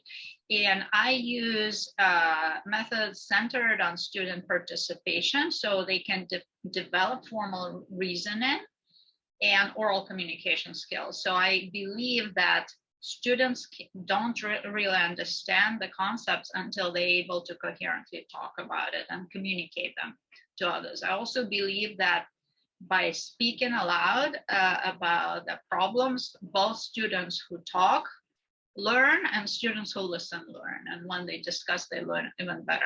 I also teach another class, Games in Economic Behavior, that is not formal oral focus, but I use the same kind of format. Okay, so I'll talk about small group activities and class discussions today. All right, so just following the guidelines, the description from the syllabus. So when I talk about teaching format, I say I have alternating lectures and problem solving sessions and discussion sessions, right? Discussion sessions are based on individual and small group activities and student presentations. Students will practice giving a review of the covered material, develop problem solving skills, and engage in group discussions and group and individual presentations, as well as economic experiments. And I will hopefully be able to do one today too. Active student participation is required, okay? So since we're gonna do a little discussion session today, I have a description in the syllabus. So how often does it happen? So I have this problem solving or discussion session after every topic we cover in class. So the syllabus says there will be several problem-solving sessions on each topic we cover in class. So students get a list of, a problem set, and they're supposed to work on the problems before class and have their solutions ready and written out before class, which you won't be able to do. You'll have to solve everything on the spot. So I'm gonna put you in a harder position, but students usually have to think about problems because this could be hard problems. So before each discussion session, we will assign each problem to a 2 or 3 person team. So there will be 2 of you in your team. You will discuss the solutions to the problem with your team at the beginning of the class for 5 to 10 minutes, and then get the solutions ready to present to class. Each team will present their solution to their classmates by putting it on the board and explaining the solutions orally. So when we do it on Zoom, they just share their documents on Zoom. All students will then discuss the solutions and ask questions, okay? So this is the description, and we kind of learn by doing. So to focus on the oral communications skills, I later say, in order to communicate effectively, include these key ingredients in your oral presentation. State your problem, discuss the solution, and particularly emphasize that you can't just give the solution, you have to explain how you've gotten there. Relate to the specific problem to the topic studied, and engage the audience and seek their questions and feedback. You will be given credit for both your class discussions and presentations and for your written solutions. Either class non-participation or not turning in your problem set will lead to missing credit. So it's kind of, they have to do both, write it out and speak it out in class. I also allow students to revise their solutions after we discuss them in class, and I give them credit for the written one based on the balance before and after the solution. All right, so in terms of assessment and feedback to students, so the assessment, so this is not a test. So my key objective is to have students be at ease with talking. These are hard problems. Sometimes they get things wrong. They get things wrong a lot, but I want them to get over this fear of speaking up. I want to get them over the fear of being embarrassed and not having the right solution, and feel comfortable with working in teams and then presenting to others, okay? So, so first they take part in the group discussions, and then they present to class, and then they ask other teams questions, okay?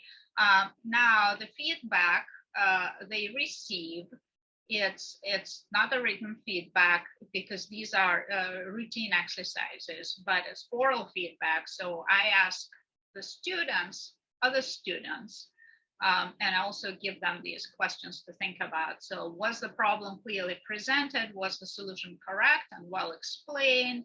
If they are doing a real world example, which they're often asked to do, was the real world example relevant? Okay, was it on the topic? What was most helpful about this presentation and what could be improved, right? And I actually find this very rewarding because students are very grateful to others to take the courage and explaining hard problems. And then they say, oh, that was really helpful. Some students share their own experience. Like I had we were talking about consumer theory yesterday, and the student talked about their choice in the Army of dividing their time between work and leisure, and that was very relevant to kind of allocating budgets, how we talk about it in economics, and everyone loved the examples. Okay, so this is basically the bottom line, and the best I can do now is to teach you a short class and then have you exercise on that. So normally I would teach a lecture, and then we will do interactive lecture, and the problem solving session comes next. But because I don't have all this time, so I'll have to teach you all everything right now. Okay, so I will teach you about what game theory is in 2 minutes. Okay, so what is game theory? It's an analysis of interactions between many people. It's called strategic interactions, and we will talk about how to think about these interactions as strategic interactions and predict outcomes. So we'll try to talk about the notion of equilibrium. And as an example, we'll talk about behavior of people during COVID pandemic. I will do a class exercise. Okay. And then you will discuss the solutions. I'll give you a formal presentation as a game of this situation. You will discuss the solutions, and then you will present the solutions, I guess, to the rest of the class, which is me. And then we will ask questions. Okay, and then you can give each other feedback too. All right, so what is game theory? So game theory deals with analysis of strategic situations. So strategic situation involves interactions of several agents, several people with each other. And what the outcome for each person depends on what other people do. So when you choose what to do, then you have to think about what other people are likely to do, and that may affect your choice. So for example, if you're thinking about a contribution to the public project, it may be worth contributing your money, your time, your efforts only if there are enough other people contribute to the public project. But if no one wants to do it, you may have a better time spending this time, effort or time or money elsewhere. Or if you go online, want to buy something, you bid an auction. How much to bid depends on how much you think other people bid if you want to win. If you need to bargain with your employer, need to renegotiate your salary, you may want to think about their likely response to your demands. So these are all strategic situations. And what game theory does, it provides these general principles for thinking about strategic situations. And we use formal reasoning. So we'll use mathematical reasoning for that. Okay, so a game is a mathematical model of the strategic situations. And what we do, basically, we describe who the actors are in the situation. We call them players.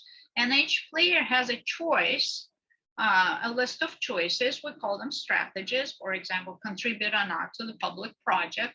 And then there are payoffs that are numerical representations of people's preferences. So each number would indicate how good the outcome is for the specific agent. Okay, and then in order to predict the outcomes, we talk about the notion of equilibrium of the system. And the equilibrium is called a situation where, given what everyone else is doing, you cannot change your strategy and improve the outcome for yourself. You cannot improve your own payoff. So that's an idea of the best response. So we define the equilibrium as the mutual best response. Okay, so there's a lot of language that could be scary for you, but don't worry, we'll just walk through this as an example. Okay, so let's talk about COVID. We know COVID cases are growing or have been growing. This is actually a slide from the class of last year, so it wasn't that bad, but it looked shocking. And so the question is why? Okay. Part of it is obviously the virus, but also the spread of COVID depends on the behavioral factors, right? So think about yourself and everyone in the society deciding or thinking about how rigorously they have to comply with these virus control requirements. And what are the virus control requirements? These could be wearing a mask or not, social distance, and doing daily check-ins, not getting together with friends for a party. Okay, so this is something that is worth doing if everyone else is doing it, right? But if you think other people are not doing it anyway, you're going to pick up the virus anyway. And because you have to pay some kind of the cost of, say, not seeing your family, your friends, your relatives, then you think, okay, if no one is in compliance, it may not be worth to be in compliance for me as well. Okay, so you can think about it this way. So everyone prefers virus control and eradication. But the social outcome has this weakest link feature. So people who comply the least cause the spread of the virus, okay? And so if someone is not complying anyway, it's not as worth for you to comply even, okay? So we are going to represent it as a formal game, as a strategic situation. So I will show you this. This is called the payoff matrix that shows the essence of it. And I'm an experimental economist, and I do this for research as well, but I use this as an illustration tool in my classes. So we're going to play this game, which is called choose a number game, okay? And so you asked to choose a number from 1 to 7 and think about this, this choice as your effort, right? So the more effort you put in, the higher is your potential payoff. However, if it also depends on the effort put in by everyone else in the group. So this game has this weak link feature so that the outcome for you is determined by the lowest number picked by everyone, okay? So let's think about it this way. Suppose you choose 3. Well, no. Suppose you think the smallest number that will be chosen by other people, not you, is 3, okay? And then you're considering what should you be choosing? Well, if you choose 3, you will get a 90. But if you choose 4, it's a higher effort, but then because 4, someone chose lower effort than you, your effort is wasted and you will only get 80, okay? And then we go like this, and then if you choose a 7, then you will only get 50. Why? Because you put too much effort, but someone chose a lot more, and the outcome is determined by someone else, okay? So now we can think about a different case. For example, so the idea of best response is this. The idea is that suppose you choose the lowest number, you think the lowest number of others is 3. What is your best response? You say, okay, others have chosen 3. I should just choose a number that gives me the highest payoff given what I think the others are doing. So I look at this column and I say, hey, if others chose only 3, I should be choosing 3 as well. There's no point to put this extra effort. So that's this idea of best response. On the other hand, let's suppose I think other people chose, everyone chose 6 or more. Then I'm saying, what should I be choosing? Well, let me have a look here. So I'm in this column now. If I choose 6, I get 120. If I choose 7, I get 110. Okay, so looks like 6 is better for me. So if you think about this game, you can see that what your best response is depends on what you think others are doing, okay? The idea of equilibrium is finding the combination of these choices that are best responses to each other, and that means the system is stable. So from this reasoning, it implies that, you know, if everyone else is choosing 7, I should be choosing 6. I should be choosing 6 as well. We will all get 120 each. So it's an equilibrium, everyone getting 6, okay? On the other hand, if I think everyone else is choosing 3, then my best response is to choose 3. And therefore, everyone choosing 3 is also an equilibrium, okay? So class, does this make sense? So far, so good. Okay, so you're ready to do the game? We're actually going to participate in this game. So what I need you to do, be very careful, go to the chat box, okay? And choose that you are sending the message, not to everyone, but just to me, okay? To Ekaterina Sherstyuk, okay? And your task is to choose your number, okay? And then your payoffs, I normally pay my students an extra credit, so they're motivated to get higher numbers, okay? So again, we talked about this. Think about what's going to happen, and each of you, please open the chat box and send me the message saying, I choose this. And you can choose any number between 1 and 7. And again, we're doing it simultaneously, so you don't really know what others are choosing, but that's what game theory is all about. You have to reason and think and make your choice. Okay. All right. Okay, so I got Leilani chose something. Sherry, I'm waiting for you. And just like I say to students in class, please don't be scared. It's just an illustration, right? It's I'm not gonna give you an F, and there's no such thing as the wrong choice, right? So the point is to talk about what can happen and why. Okay. So all right, very good. So let me see, Gwen, are you with us? Or did he leave? Yes, I'm still here, but I missed the beginning, so I don't really understand what you want We're just me to do. participating in a game, okay? And the game works like this. You choose a number, and then we'll look at the minimum chosen by everyone else, which you don't know. And your payoff depends on the number you choose and the minimum of the group. So suppose the minimum of the group is 3. You choose 3, then you get 90.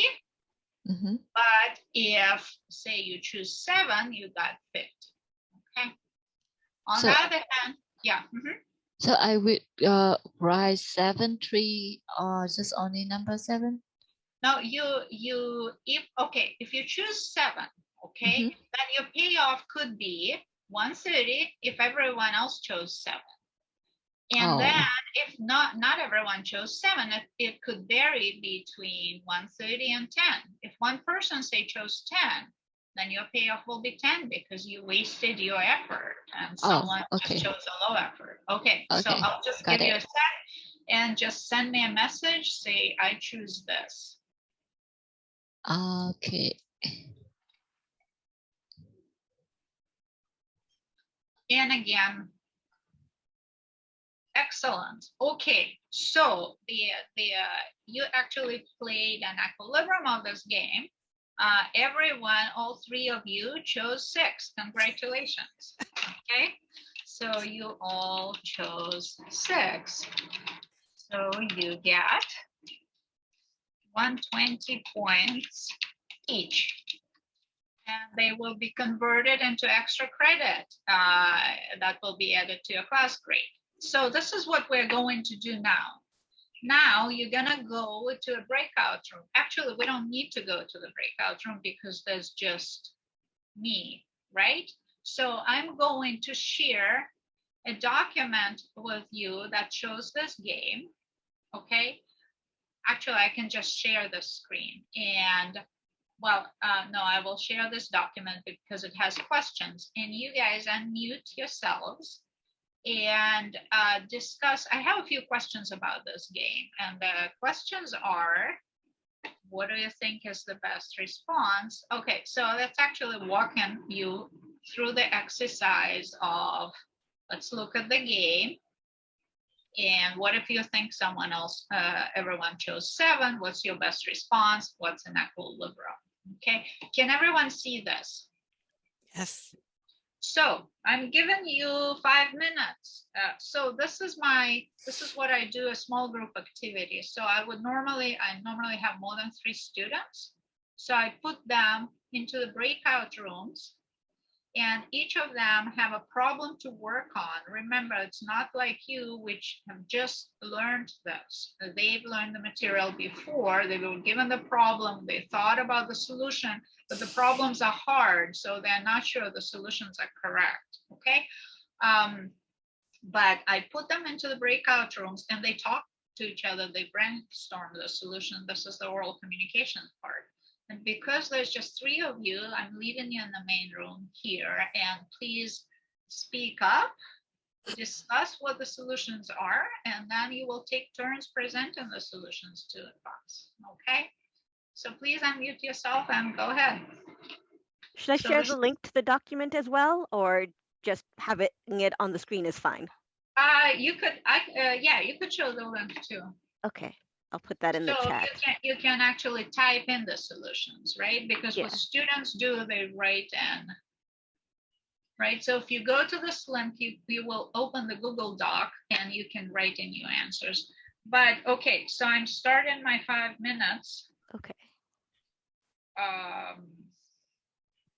5 minutes is enough, right? So please unmute yourselves and go ahead. Remember, this is an oral communication class. So I'm also asking everyone to show up if possible, so you can connect with each other better. And the point is not to type in the correct answer. The point is to discuss it with your classmates before you actually type it in. Okay? So who wants to start? And I normally is not even here. I may be in a different breakout room. So you guys lead the discussion. Okay, so during the smaller group, they get to explain to each other why they think a certain number is correct.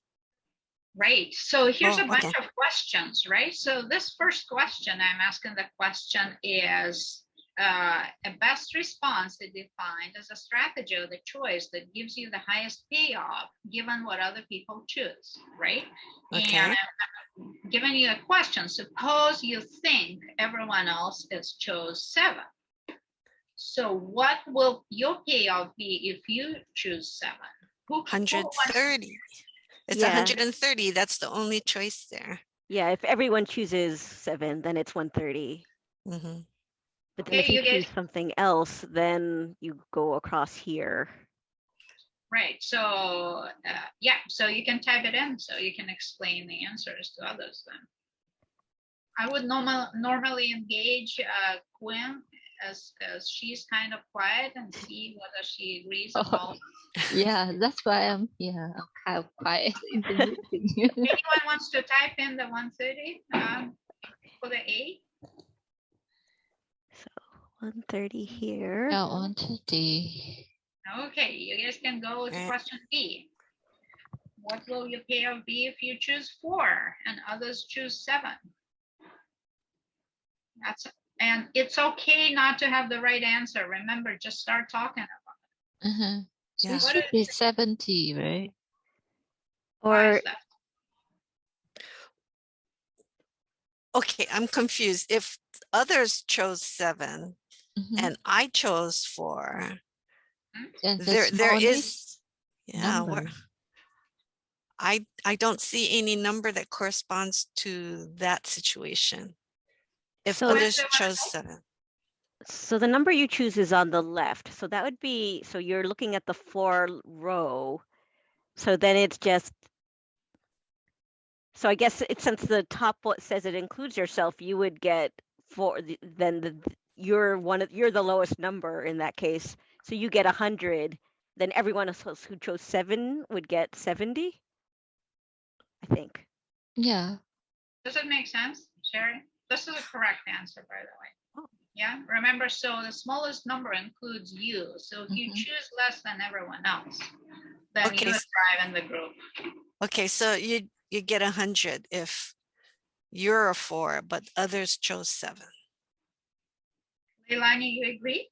Yeah. You can speak up too, you know. You also okay, so you guys should probably type it in so it's easier for you to explain your answer. Okay. All right, and C, what will your payoff be if you choose 1? So if you choose 1, then you'll get 70 regardless because you are, again, in that lowest the low number category. Okay, very good. You got it. Mm-hmm. So remember, best response is defined as a payoff maximizing choice. If you think for you, if you think that others chose some number. So if you think that others chose 7, what is the best number you can choose? 7. Yeah, you should always do what you think everyone else is doing. Yeah. Leilani, you would get an A in my class. All right, you guys can type in your answers, and I'm gonna scroll. Type in your, okay, very good. All right, and remember, when you present, you'll have to justify your answers. Okay. So the next point is a little bit harder. So it's an equilibrium of the game is defined as the set of the participants' choices that are mutual best responses. That is, each individual makes a choice that gives them the highest payoff given what other people choose. Okay. So suppose all other participants choose 7. Is this an equilibrium or not? Carefully explain using the best response. So let's go back to the payoff matrix. Is everyone choosing a 7 an equilibrium? Can someone change their choice and be better off if everyone chose 7? There's nothing better than 130. Yeah, so that would be an equilibrium then, because no one can get better. Right? Because as you saw in exercise A, if you choose anything else, you will get a lower payoff, right? And 7 is the best response to 7. So what's your answer to A? 7. Is this an equilibrium? Is everyone choosing 7 an equilibrium? Yes. So type in your yes and explain it to others. Okay. So if you claim that all participants choose 7 as an equilibrium, discuss whether it's the only one. Kind of way I still have some buffer time. Do you think it's the only equilibrium in this game? Is that the only stable outcome? No, because other people may choose a lower number. And then what? What number do you think? Okay. So let's actually, we had this question here at the end. The smaller number chosen in our group was 6. Right. Okay. Mm-hmm. And actually, everyone chose 6. Is this another equilibrium? And does it match the game theoretic prediction or not? So well, mm-hmm. I guess I would say that if you selected 6 and everybody else selected 6, we've maximized our possible points. Given what everyone else is doing. Right, given whatever they chose. But we could have done better if we all chose 7. Very good. So is everyone choosing 6 an equilibrium? Yeah. Yes. Yes. So, all right. So are there any other equilibria in this game given this reasoning? I would think you can find a maximum for whatever number you choose. Right. Mm-hmm. Okay. There are multiple equilibria. So what are they, Leilani? I think it's when it happens where everyone chooses the same number is an equilibrium. Very good. Okay. So everyone choosing 7 is an equilibrium, right? Yeah. Everyone choosing 6 is an equilibrium. How about everyone choosing 4? Yeah, there is a maximum for that too. Mm-hmm. What about everyone choosing 1? Is this an equilibrium? It's not a good one, but yeah. It's the best you can do if you select 1 and if you think the other one selects 1. Okay, so that's great. And this is my last question. So is the equilibrium you haven't identified is the best outcome for the group or not? Okay, and I guess you talked about many equilibria, so let's change the question. Which equilibrium do you think is best? 7. Yeah. That's the best for the 7, group. right? So then we can talk about why you guys didn't choose 7. Yeah, why didn't we choose 7? Why? Oh, choose 6. Could it be that when you said that the more effort you put in, the higher the reward? Maybe that influenced us. Yes, but you didn't chose the highest effort, right? No, because we were wondering what the effort was. Or we weren't quite ready to commit all the way, but we were like almost all the way. Okay, so let me give you a question that's not here, but let me have you brainstorm on this. So if we were a larger group, we had 5 or 6 or 10 people, and we played this game, there would be always a person who chooses 1, for sure, okay? And then you, with your 6s, will all be getting 20s, okay? Mm-hmm. So why do you think this happens? Look at the column 1 and think about the risk that you have from choosing 7 as compared to choosing 1, okay? If you choose 7, you can get the whole range of payoffs, starting from 130 and ended at lowest 10. If you choose 1, you're guaranteed a 7, okay? So that's this idea of higher risk associated with a higher payoff, right? Mm-hmm.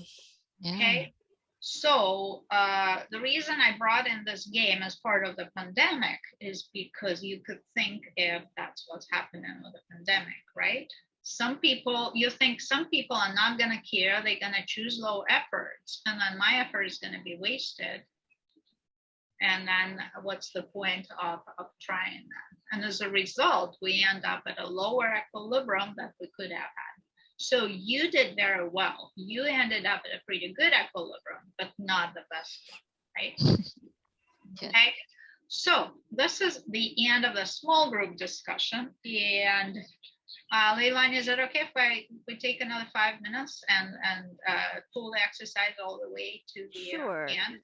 Yeah, because Okay, we so have till now 12:30. So okay, very good. So now that we discussed it in small groups, which you usually do, and I step in and I provide some guidance as I did today.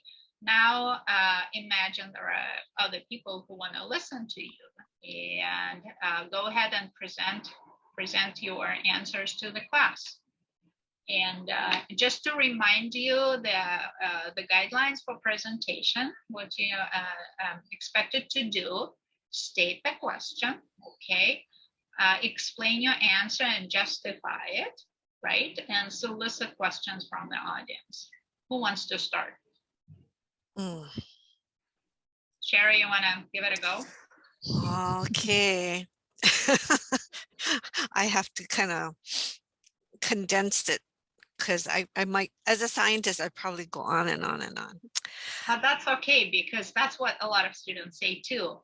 Oh, my handwriting is awful, or I don't want to talk. But remember, our objective is to ease their fears and provide confidence, right? So it's okay, Sherry. Okay.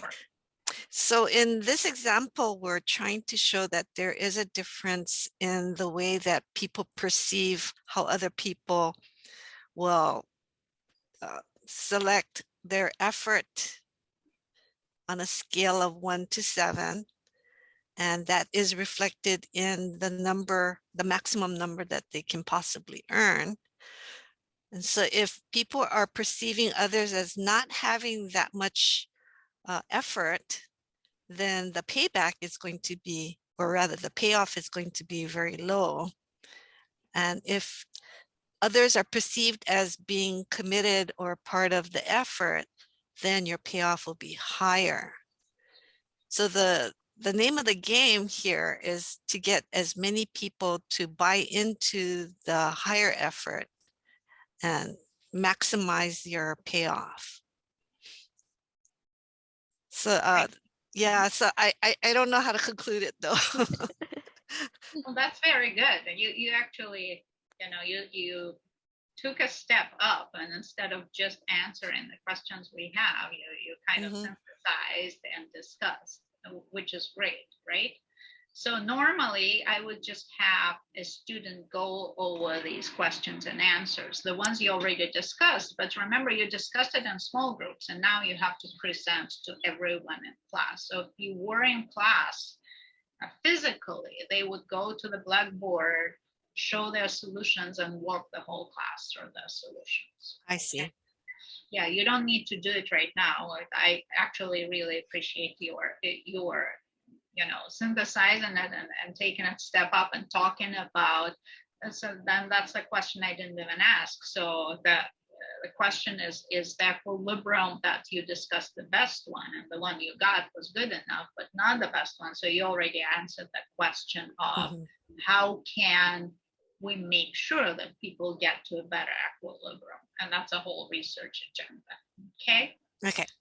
All right. So just to close this, Quinn, do you want to comment on the last question? Is this game a good representation of the pandemic? Oh, it's kind of harsh for me. Okay, try.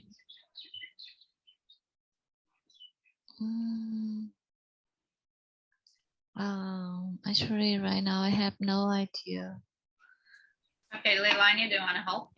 Sure, I'll try. Because it occurs to me that like there's two things going, or there's lots of things going on, both in the game and in the pandemic in general. So like there's the trust aspect. Do you trust everyone to act in their best interest?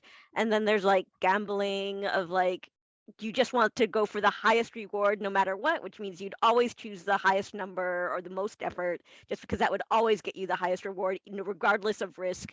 But if you're risk averse, you might, and I think that's one area where it doesn't work as well in the pandemic, because obviously risk averse people would probably do more effort things in the real world, whereas in this game, if you're risk averse, you do the least amount of stuff.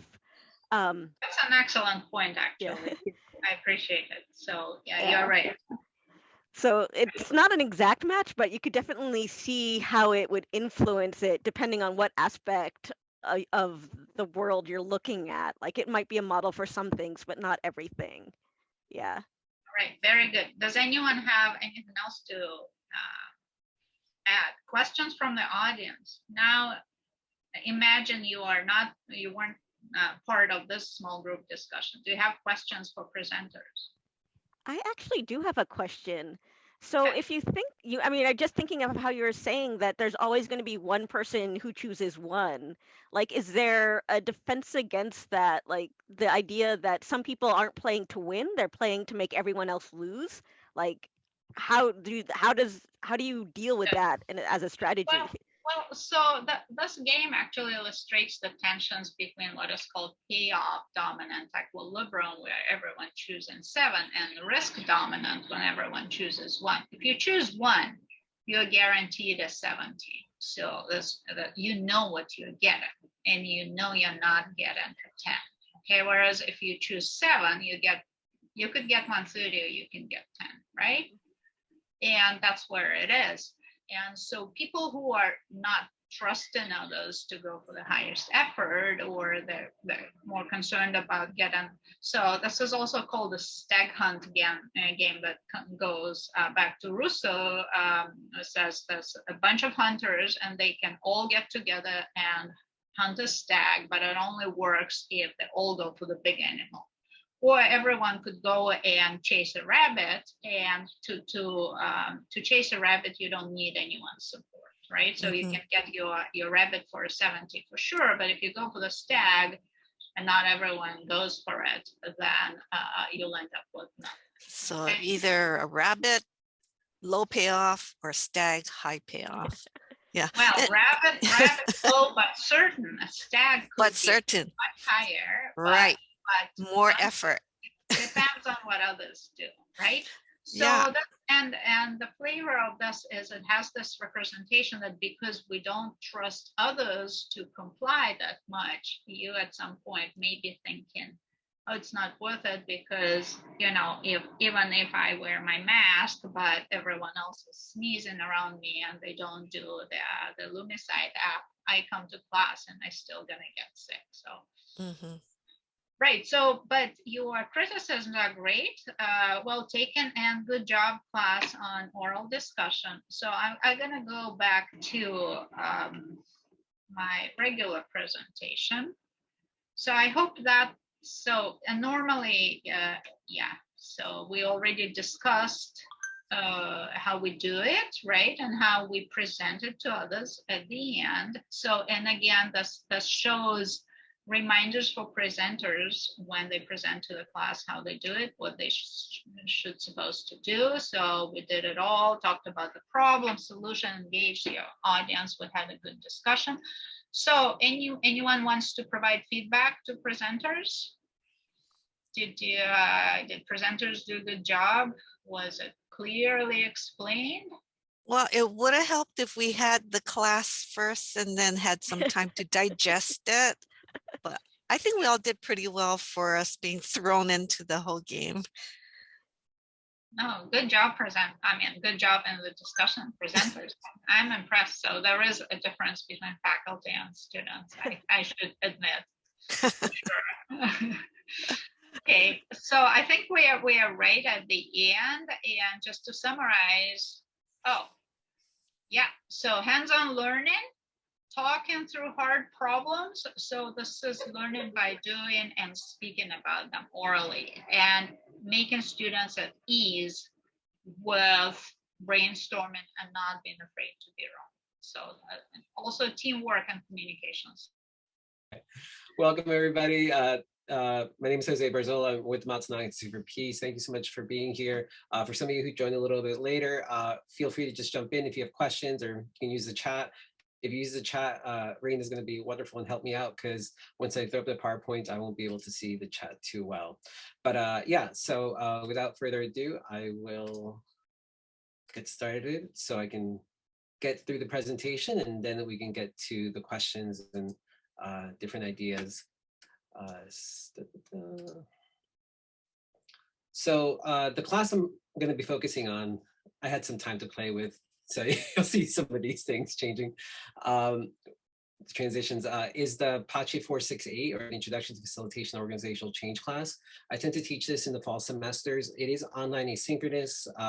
I will say that I actually taught this class in person first, back in fall of 2018, and then in fall 2020, or in planning for fall 2020, it was good to have taught it in person before, so I had a good idea of like what were the objectives, and how do I transfer things to an online asynchronous format, and which technology to utilize to help me out along the way. Simultaneously, I've been teaching as a lecturer affiliate faculty for about a decade, both in New York and in here, but I've been teaching online for about 6 years now. So for all of you who don't teach online, or I know everyone says they teach online right now during this ongoing pandemic, but for anyone who has never taught online asynchronous, I just have to say, be patient, give it time. There's the way I explain it is, when I used to teach in person, it really felt like I was, so related to theater, you're the actors on stage and you're putting on your performance. When you're online asynchronous, you're not only the actors, you're the behind stage crew, you're the sound, the lighting, everything, really. So there's a lot of internal dialogues that I have with myself as I design the class and figure out what's the best way to engage students. In my intro earlier, I talked a little bit about positive peace. For you all, I don't know if everyone here is knowledgeable of what positive and negative peace is. Really quick glimpse into it. When we ask people, what is the meaning of peace? And someone may respond, the absence of conflict. That's an example of negative peace. When we think about positive peace, we think about creating social change within our communities, taking proactive steps, as opposed to, like, unfortunately, what naturally we are so, naturally we just are very reactive to things because we're always juggling a lot of things. So, and that in itself is part of the process when designing an online asynchronous, trying to be proactive. What are some possible, little roadblocks or little landmines that might be along the way as you interact with your students? So with that in mind, I try to keep my conversations with the students as positive as possible. In my written engagement basically, or in my dialogue with them. But yes, I will kind of I just want to kind of premise that as we fall into it. I know I had the negotiation simulation as I put it on there. There will be no simulation today, but so you're all safe. Happy to bring back another time to actually go through a negotiation simulation that I do for another class. But for the oral communications, one of the many things that students are required to do are 2 weekly oral presentations. And so this is what's provided in the syllabus. I try to be as detailed as possible. I mean, the assignment is really at the top, but it's really second paragraph, which is like the logistics. I know everyone's like, oh, Zoom, like we may already, but not everyone knows. Even there's students who are not very tech savvy, although they may have smartphones. When it comes to downloading a Zoom account and like, right way to record things and where does it go, that kind of stuff. Yeah, so this is really the logistics of it. Normally, students don't start their weekly presentations till about week 4, week 5, depending upon how many students I have in the class. It can be anywhere from 20 to 30, will depend upon how early I have them started. And so with that said, I'm always working a week ahead. So there's simultaneous like open-ended discussions, multiple discussions. The way I treat my class is I normally have deadlines on Thursdays and Sundays. Because it's asynchronous, so there's readings and videos and open-ended discussions that are due by like Thursdays by 6 p.m. and then Sundays by 6 p.m. And one of the things you'll notice is I use 6 p.m. as opposed to midnight. That's part of me, that going back to the positive piece, trying to be proactive. So, because students have been like, well, why can't you just make it like 11:59 p.m. or like midnight? I'm like, well, you don't have to wait till, Thursday to submit it, because they're like, I have work, I have family. I'm like, you could submit your assignment like on Monday or Tuesday. So I'm slowly trying to shift the narrative and the perspective on how they kind of plan out their weeks. And when I open up the whole week. So I'm like, something that's due on Sunday, you could submit it on Tuesday or Wednesday, because part of the discussions is going to be that they actually have to interact with each other. That's part of the point system for them. So they experience this for the first 3 to 4 weeks that I kind of engage them. And so I'm modeling right there what they should kind of be looking to do for their oral presentations. And they get 2. So, the first one, there's always like a couple more stumbles and issues that come up, and they normally, then I give them some feedback and they get a little better by the second one. And then there's also like a second paper that comes with a presentation as well. And then for the end, they have like a final presentation. So there's 4 different touch points where they get to present. So this is just at the very beginning. So you'll get to see some of what works, what doesn't work. Steering learning objectives. These are the learning objectives. I've highlighted the ones that are related to the oral communication, design, apply problem-solving organizational change strategies, develop strong oral written communication skills, develop skills in presenting oral materials, demonstrating clarity, presentations and connection with the audience, appropriate body language, voice projection, and organization of the presentation, and learn multiple facilitative techniques to facilitate and implement change in a variety of settings. Apply this knowledge to real life situations. So one of the beautiful things, if anyone here wants to learn further about facilitation, it is a no textbook cost course. I'm not trying to recruit you to take the class, but I did work with the library pre-pandemic when they had funds to buy an e-version of this. So you can go to Hamilton Library digitally and be able to read the whole textbook. And what it is basically, it's just every chapter is different facilitation techniques. And so what they're presenting on is that technique to the class, but also providing a real life example, whether it's personal, whether, in their lives or like personal lives or in professionally, like their jobs, that kind of stuff, or about how it relates to that or something going on, in society. There's lots of things going on in society. So yeah, so just to kind of give you an insight into what's, oh, I lost it. Okay, here we go. So this is an example of one of the students. It was on the dynamics of group decision-making. It's only like 3-4 minutes, just so you can kind of see how it went. Oh no, why does it not play? Okay, here we go. Hello, classmates. Thank you so much for joining me. Today, we'll be discussing the dynamics of group decision-making with the assistance of our text, The Facilitator's Guide to Participatory Decision-Making. This week's reading analyzes typical representations of group decision-making and then demonstrates all the ways such idealized models fail to capture fundamental aspects of human interaction, finally presenting realistic models of group decision-making. All of us have participated in group discussions which were challenging, frustrating, or confusing. Perhaps we thought we just weren't competent enough to keep up with the discussion, or perhaps we thought we were surrounded by fools. These types of thoughts arise when we compare our lived experience of group discussions with idealized notions of what they could or should be.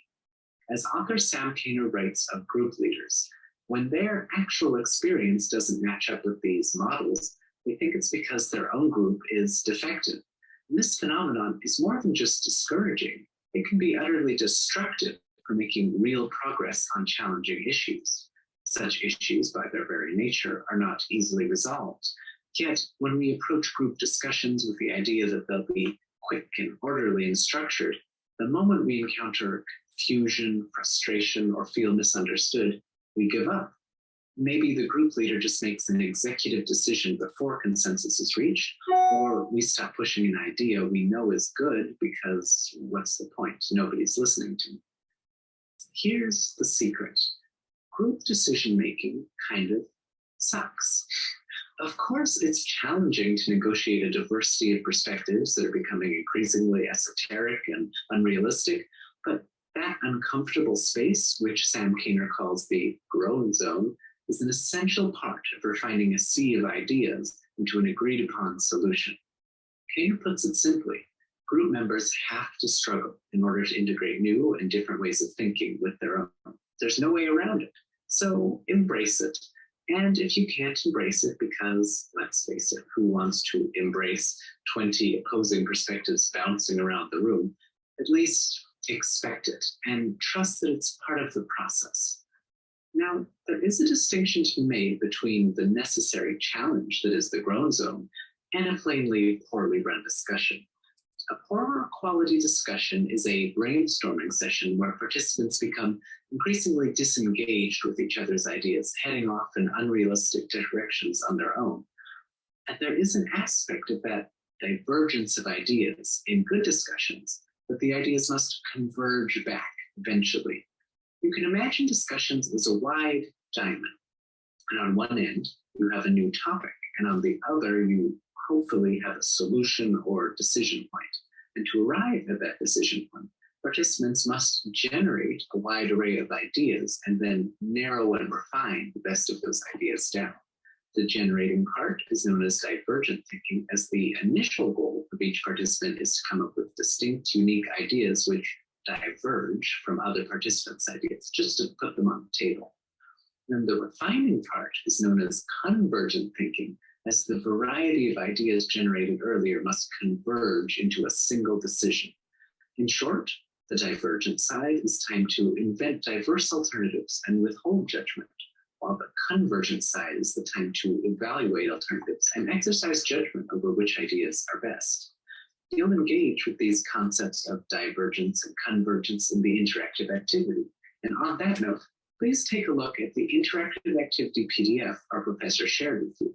This short document contains 2 activities and 2 discussions. You are free to complete both activities or only one, but please be sure to answer both questions and post your answers to all of the above on the class discussion board. Thank you for sharing your time and thoughts with me. Well, sorry, I wasn't sure if I was going to play the whole thing, but I noticed you all were kind of into it for a little bit. So yeah, this is an example of one of my students in the past who, this is actually his first take. I think he had prior experience doing presentations.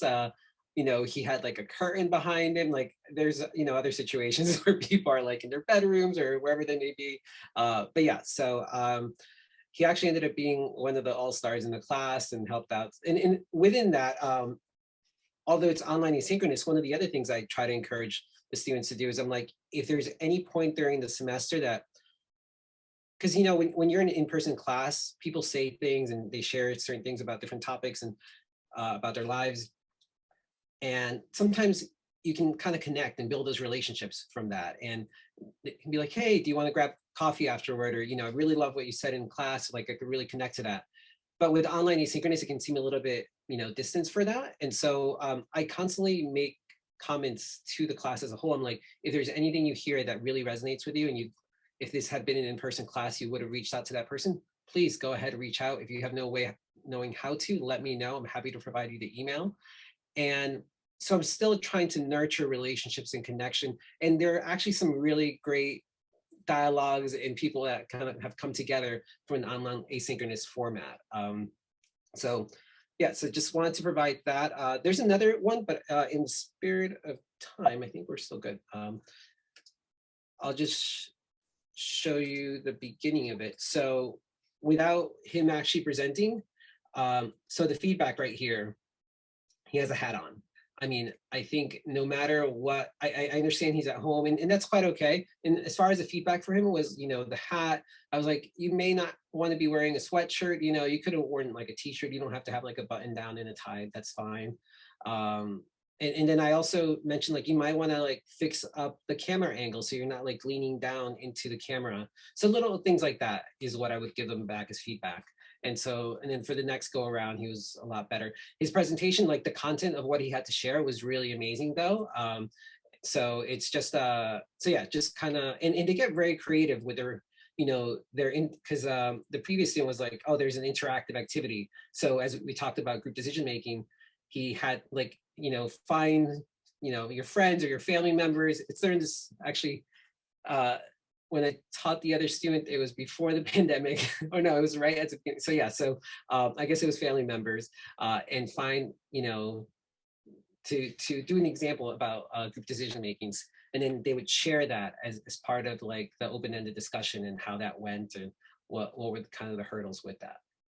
So I'm going to okay, so preparing the student. I talked about the syllabus, provides a description of the assignment, preliminary presentations, you know, showcasing myself, how I do the presentations and the open-ended discussion questions, how I interact with them, weeks 1 through week 3, providing a rubric for oral presentations. I'll show you what that looks like in a bit.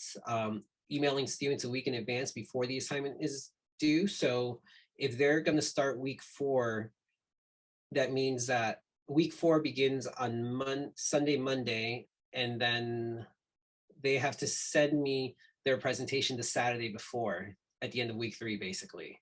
And with that being said, what happens behind the scenes from my end is I take their presentation, I upload it to my YouTube channel. It's unlisted. I provide them the direct link to it so that when Monday happens, they get an email with all the links to the presentations. And then I've uploaded all their discussion questions on La Lima so they can then go on there to kind of engage with each other. So that's what's kind of happening behind the scenes. Is it time consuming? Yes, it is. But I mean, they're devoting their time. So I think I can just devote some odd hours of the day to making this happen for them. And sometimes we'll have, if there's a lot of students, we may have like 4 presentations happening in like 1 week. Well, actually half of the week, because you know, things are due on Thursday, and then we might have 4 presentations up till Thursday, and then another 4 presentations that are due by Sunday. So there's multiple discussion questions and activities happening. So email students a week in advance, available for phone, constantly connecting with students. I think what will, if anyone looks to or is teaching online asynchronous, being available counts so much. I try to do a 24-hour turnaround for students. So if I see, because I also work here, so if I see emails that are students, I star them in my email. And that way, that night, I'm just like catching up on them. Work emails, they can maybe wait like 48 to 72 hours based on how hectic it is. But yeah, I just try to be as responsive to them because, you know, I'm asking them, there's multiple deadlines. So I just try to devote the time as well. So yeah, so this is an example of, you know, the feedback I gave student class announcement. So this is letting you know, like, when things are due. Also want to let you know what the rubric is. There's an attachment for the rubric. And then there is the, oh, so this is an email that I send out when I tell the class every week I send actually like normally 2 emails definitely at least, or maybe sometimes there's weeks that are 3 or 4. But as you notice, I've broken up because it's a very long email. So I've broken it. There's a couple more slides to it. But from day one, I call them peace builders. To me, peace builders is about relationship building. It's I don't ever refer to them as students. I'm trying to break that divide that exists in higher education. And so in many times for them, it kind of throws them as a curveball because they're like, okay, like sure. But as they learn more material about the class, they eventually, I think, start realizing how they too are peace builders and create social change within their communities. And I do this in all my classes, whether they're undergrad or graduate courses. I try to keep it as positive. There's occasionally the students who like stop participating. They, I always try to err on the side of caution of like, maybe something happened, in their lives. And so I'll send them like personal emails, hey, just checking in, making sure you're okay. And then they pop up when they have to. If they have to withdraw, they withdraw. But I'm never like, by the way, you've missed out on these, you're failing the class right now, you need to, so I do let them know from day one, no late assignments unless life happens, please reach out to me, I'm available. So that's what I talk about when I'm talking about being proactive, positive peace, just in the dialogue that I let them know from day one. I look forward to learning from you all as much as, you can learn from me. So yeah, this is just a heads up on things coming down the line for the following week. Reflection papers. There is the first paper they can start thinking about, using Marcola Center for Ethics. There's, so I look forward to continued dialogues, and there you have it. So that's my normal communication. So these are the rubrics. I use Google Forms, and in that previous email, there was links to all these. So every time they see a presentation, every student who's not presenting, who's just partaking in it, gets to do one of these just to give some feedback to the students. And so the students know in advance what they're kind of getting rated on, and they can add additional comments. And so once it's all done, I tell, ooh, what happened here? I send to the students like, great job, you got a 10 out of 10. Great job, responding to your classmates, keep good work. But then I also send them these snapshots as well as an Excel file, which has the raw data without like so it's anonymous. So it doesn't have the emails of the classmates. So they can be like, oh, okay, everyone really thought I did great, exceeded. I do also try to keep an eye, like if there's a student who I think did an amazing job and I notice, I'm like, oh, someone gave them like does not meet, or like just the average meets, I start tracking that person because I start realizing that person's not really doing the homework. They're just going in there and clicking neutral, basically, number 2. And so then I start reaching out. So these are just little discrepancies when I do research, trying to see things that are different in the data. But yeah, so it's like, hey, great job. And then presenter skills and the grown zone and how they liked it. And this is just something extra, not related at all to my class, but this is part of just my philosophy when I teach, or just everything in life. I try to strengthen my understanding of situations, cultures, communities. I try to build relationships to bridge the gap, leaning to my discomfort. That is part of what I teach. It's all about reflection, and whether it's through their presentations, through their discussions, through their own reflection papers, I highly think it's heavily needed and important. So I just share that as part of my, I guess, my teaching philosophy or life philosophy. But it's been relatively quiet, so I don't know if I may have missed any. Oh, and then the rest of this is just my contact information. That's where I'm located. And I will take this off and let me know if there's any questions.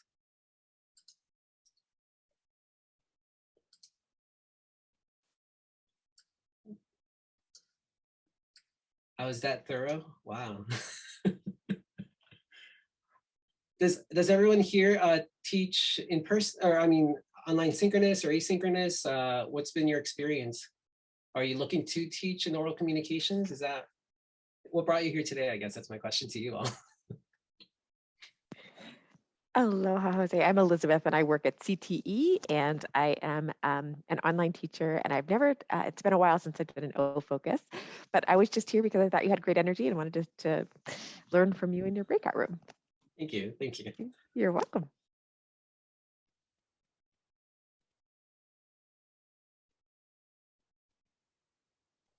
Well, I'm Melinda. I'm from dental hygiene. And so I think in my program, only my course, well, I just got taken out of the course, but I still join the course when they do the oral communications. And I see the difference between a live presentation versus an online presentation. So I'm just trying to figure out ways to work with them on the online, because I mean, we can see a decline in their presentations when they do it on Zoom versus if they do it in person. And then the discussion is very hard for the students to generate with their classmates.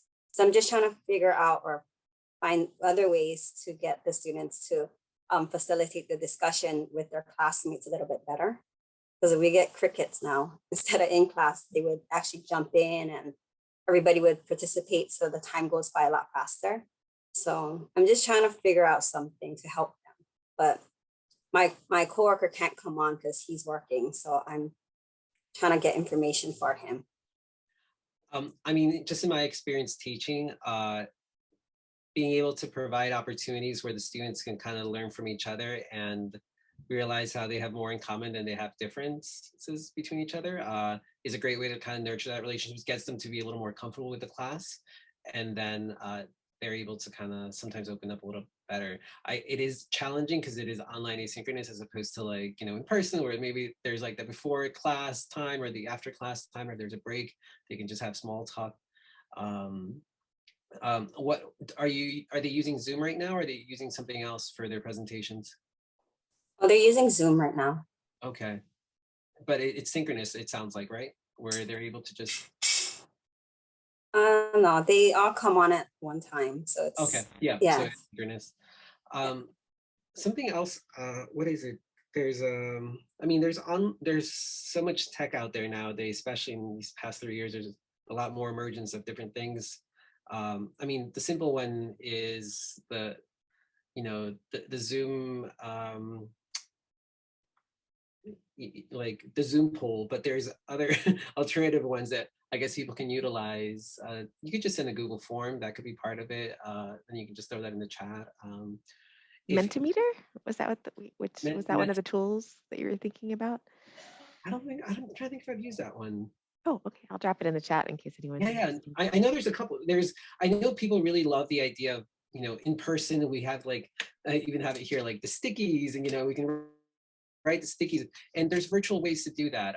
And I cannot think. There's a couple different ones that can do that. And Jamboard, yes, Jamboard is one of them. Hey, Jamie, good to have you here. I did a presentation with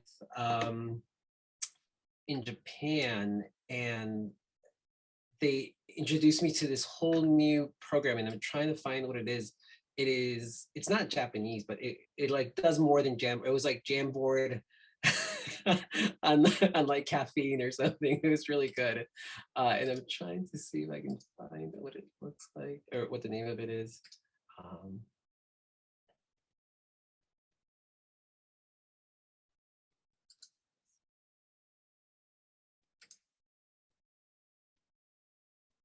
Miro. That's what it is. Awesome. I just dropped the link in the chat. Oh yeah, that's the one you're talking about, right? Mentimeter is a little bit different, but Miro is great. Yeah, Miro is like a whole, it was like a rabbit hole. I was like, there's so much information here, and I really wish I had the time to like fully engage in this. But yeah, I just saw how it was a collaborative between some high school students and some college students in Japan, and I mean, they use it all the time. So we utilized Jamboard for some other thing, and they weren't that impressed. It was very simple.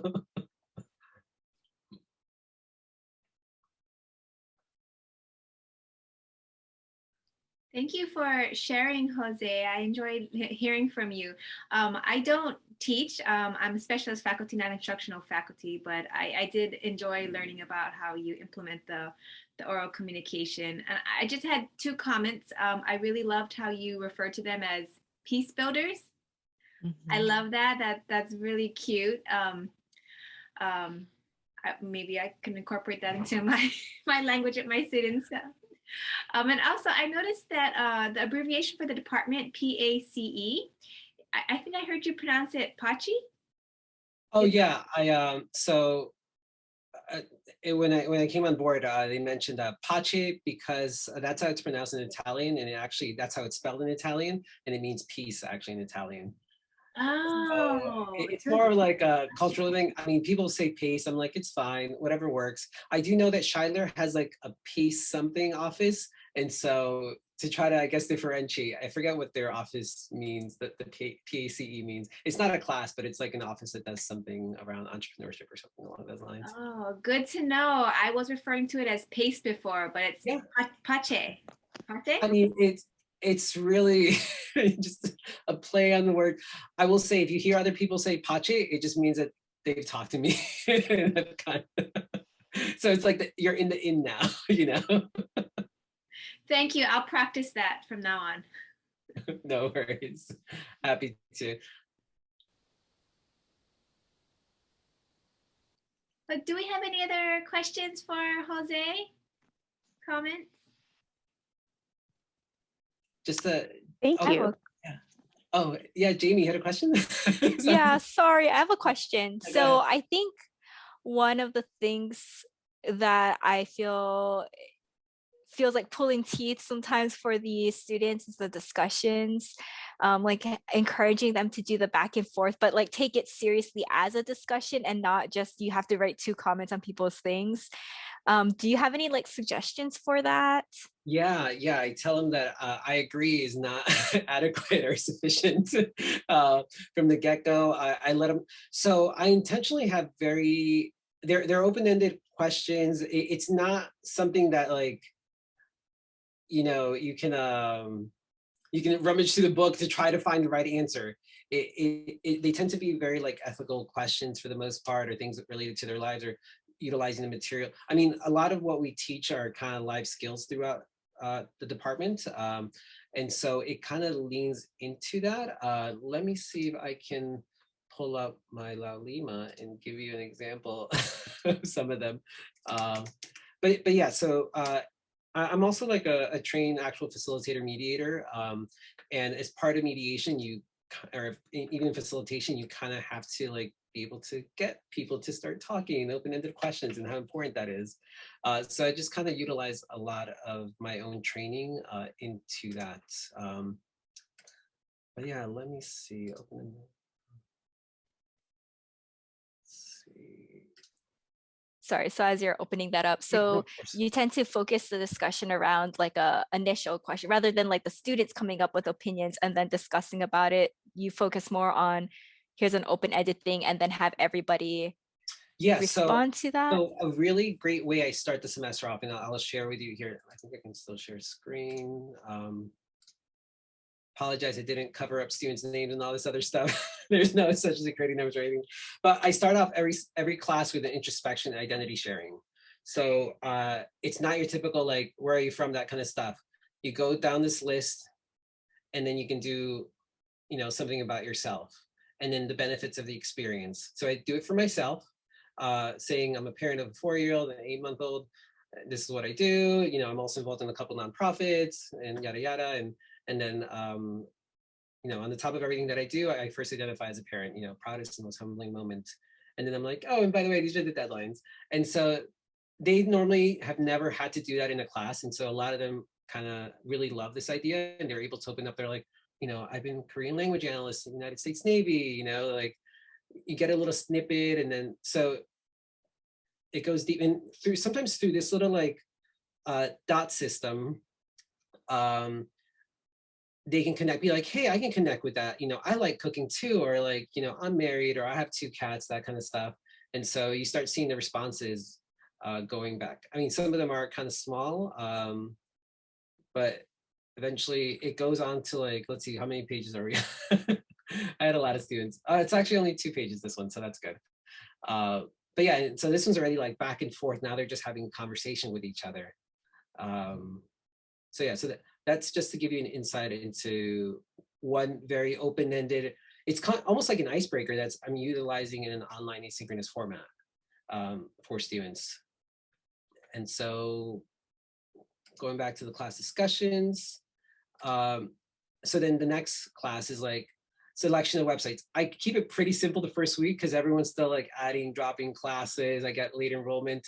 So this assignment's more around like identify 2 websites, you know, that address issues of facilitating organizational change. And so they create a great resource list right here of different organizations, their web link, why, you know, and the question was basically the website address, summary of what can be found at the website and how you selected, why you selected each website. So they start kind of creating like an idea bank, if you think about it that way, digitally, if they wanted to. And then, so then now we actually get into the first week of like overview of nonprofit sector. Now ad drop is ended. Now we can start having classes. So there is actually literature related to this. I provide all the reading. It's either through Hamilton or I provide the PDF for it. You know, like if you had $25 to give today to a nonprofit organization, which one would it be? Now imagine that you are 75 years old and have 1 million to give to an organization at the event of your death through your will. Which would it be?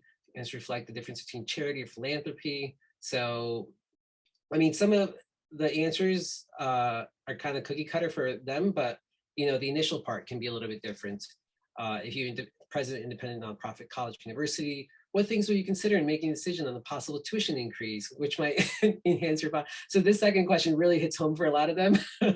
So there's a lot of great responses to that, and they get creative.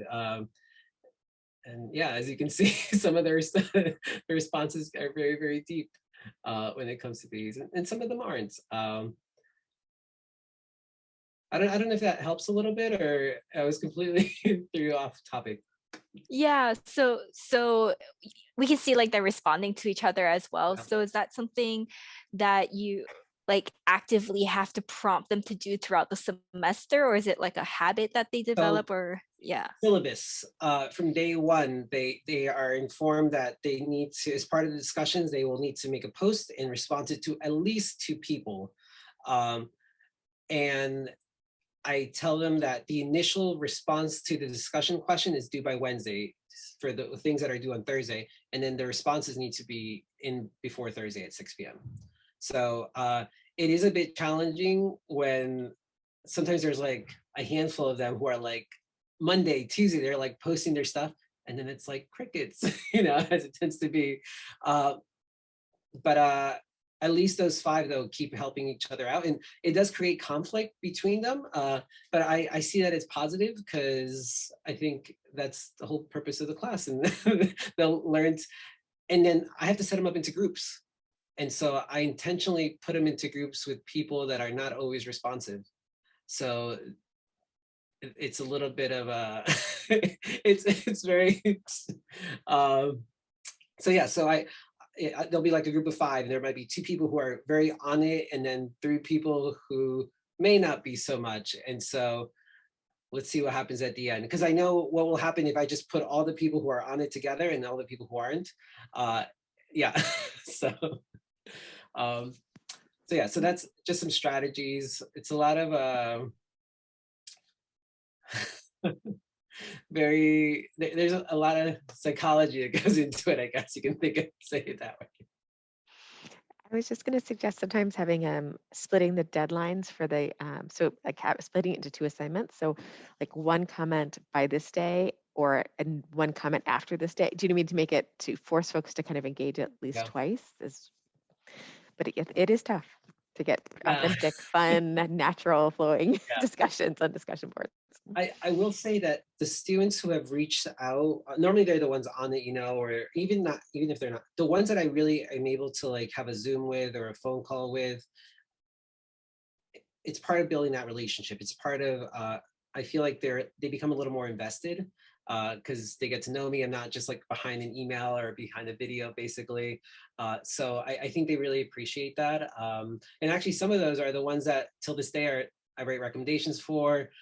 If they happen to be in our major or our Peace Study certificate or Peace Corps Prep certificate, sometimes they do their, actually 1 student I had last semester, she's doing her internship through my office right now. And she's doing facilitating, has gotten undergraduate students to volunteer, which is like amazing, I think in itself, to volunteer to do presentations around microaggressions, around the topics of disability, Native Hawaiian Pacific Islander issues, and GLBTQ issues. and they volunteered to do these presentations for Hawaii DOE high schools. And so I'm just like, amazing, keep it up, let me know how I can help out. And I'm not so worried about, because she's taking the class, so she knows the skill sets of facilitation. I check in just like, oh, what are your presentations gonna look like? I'm like, if you need me there, let me know, happy to do so. So yeah, it's great when they kind of take the knowledge and take, run with it.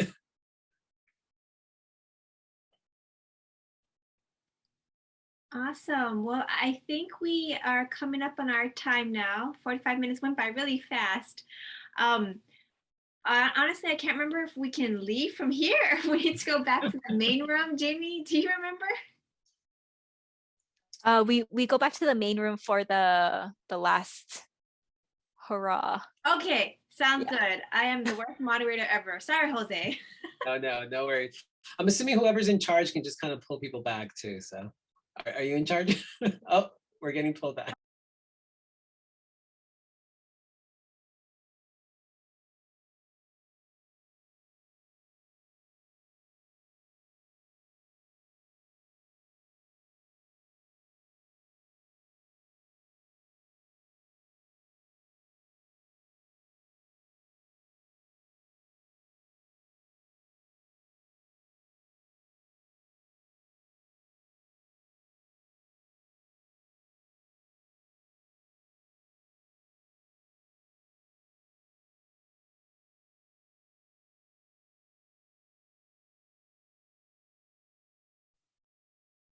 Okay, so all the breakout rooms have just closed, and so now is the time for each group to reconvene and come back, and if we have any takeaways or if there's anything people want to share about what they learned, we're welcome to hear and everyone's reflections and responses.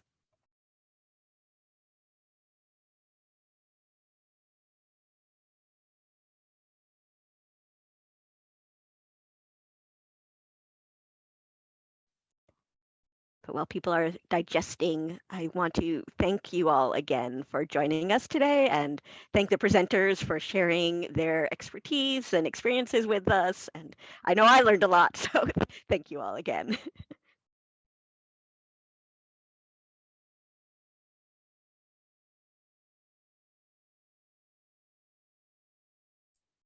I really appreciate. Are we open to? Yes, please do. I really appreciated Mark's open approach to having students explore oral communication in a free and few holds barred environment. And I think that the stakes often scare our students.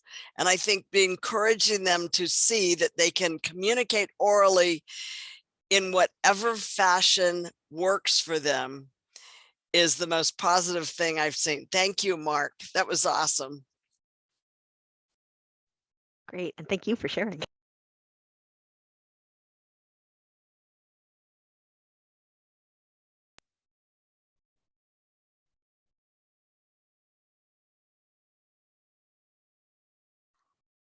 There's a question in the chat of whether all the presentation videos will be shared with everyone after the workshop. I believe that was the intention of having each of the breakout, and I see the Hazel thumbs up. So yes, we will each be able to see what all of the other breakout rooms did as well. Great.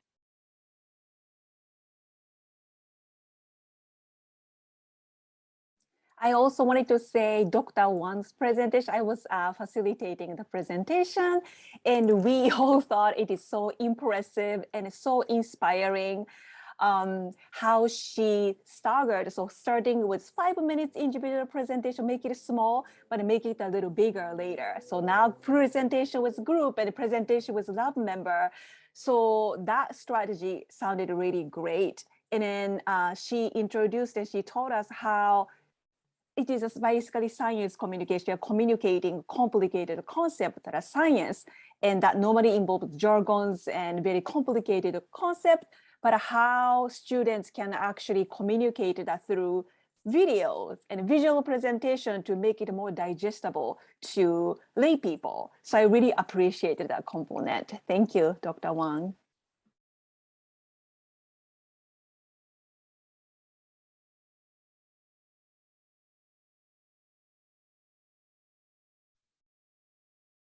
We have a few more minutes if anyone else wants to share, or we could just like let you all get to lunch earlier.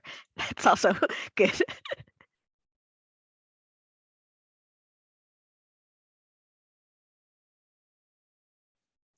I guess I just want to quickly say thank you to Jose for his presentation.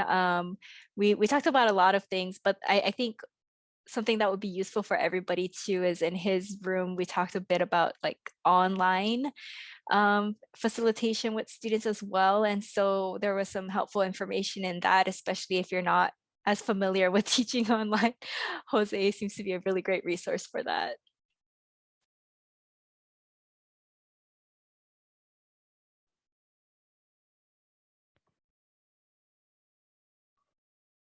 And I just want to add that Ekaterina was great in giving us like the 2-minute introduction to economics and having us do game theory problems. So, and relating them to the pandemic. So being able to condense that sort of layered information into such a short space was, I found, super impressive, in addition to the OC work. So it was all good.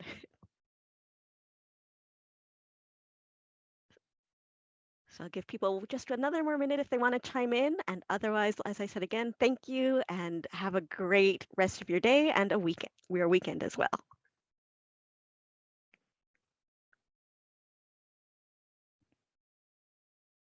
You will send out the recording, yes? Yeah, the instructions to the breakout room leaders was that we were all supposed to email them to CTE first. And so presumably they will compile them all and then send everyone a link to everything.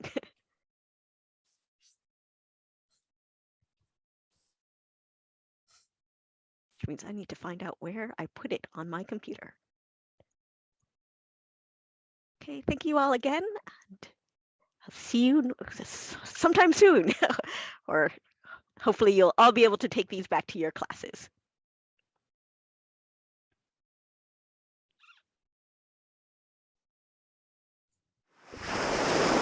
Mahalo for watching this presentation. Please click on the like button below if you enjoyed this video, and if you want, subscribe to our YouTube channel too. If you're interested in attending or participating in events like this, please visit our website at www.ofdas.hawaii.edu.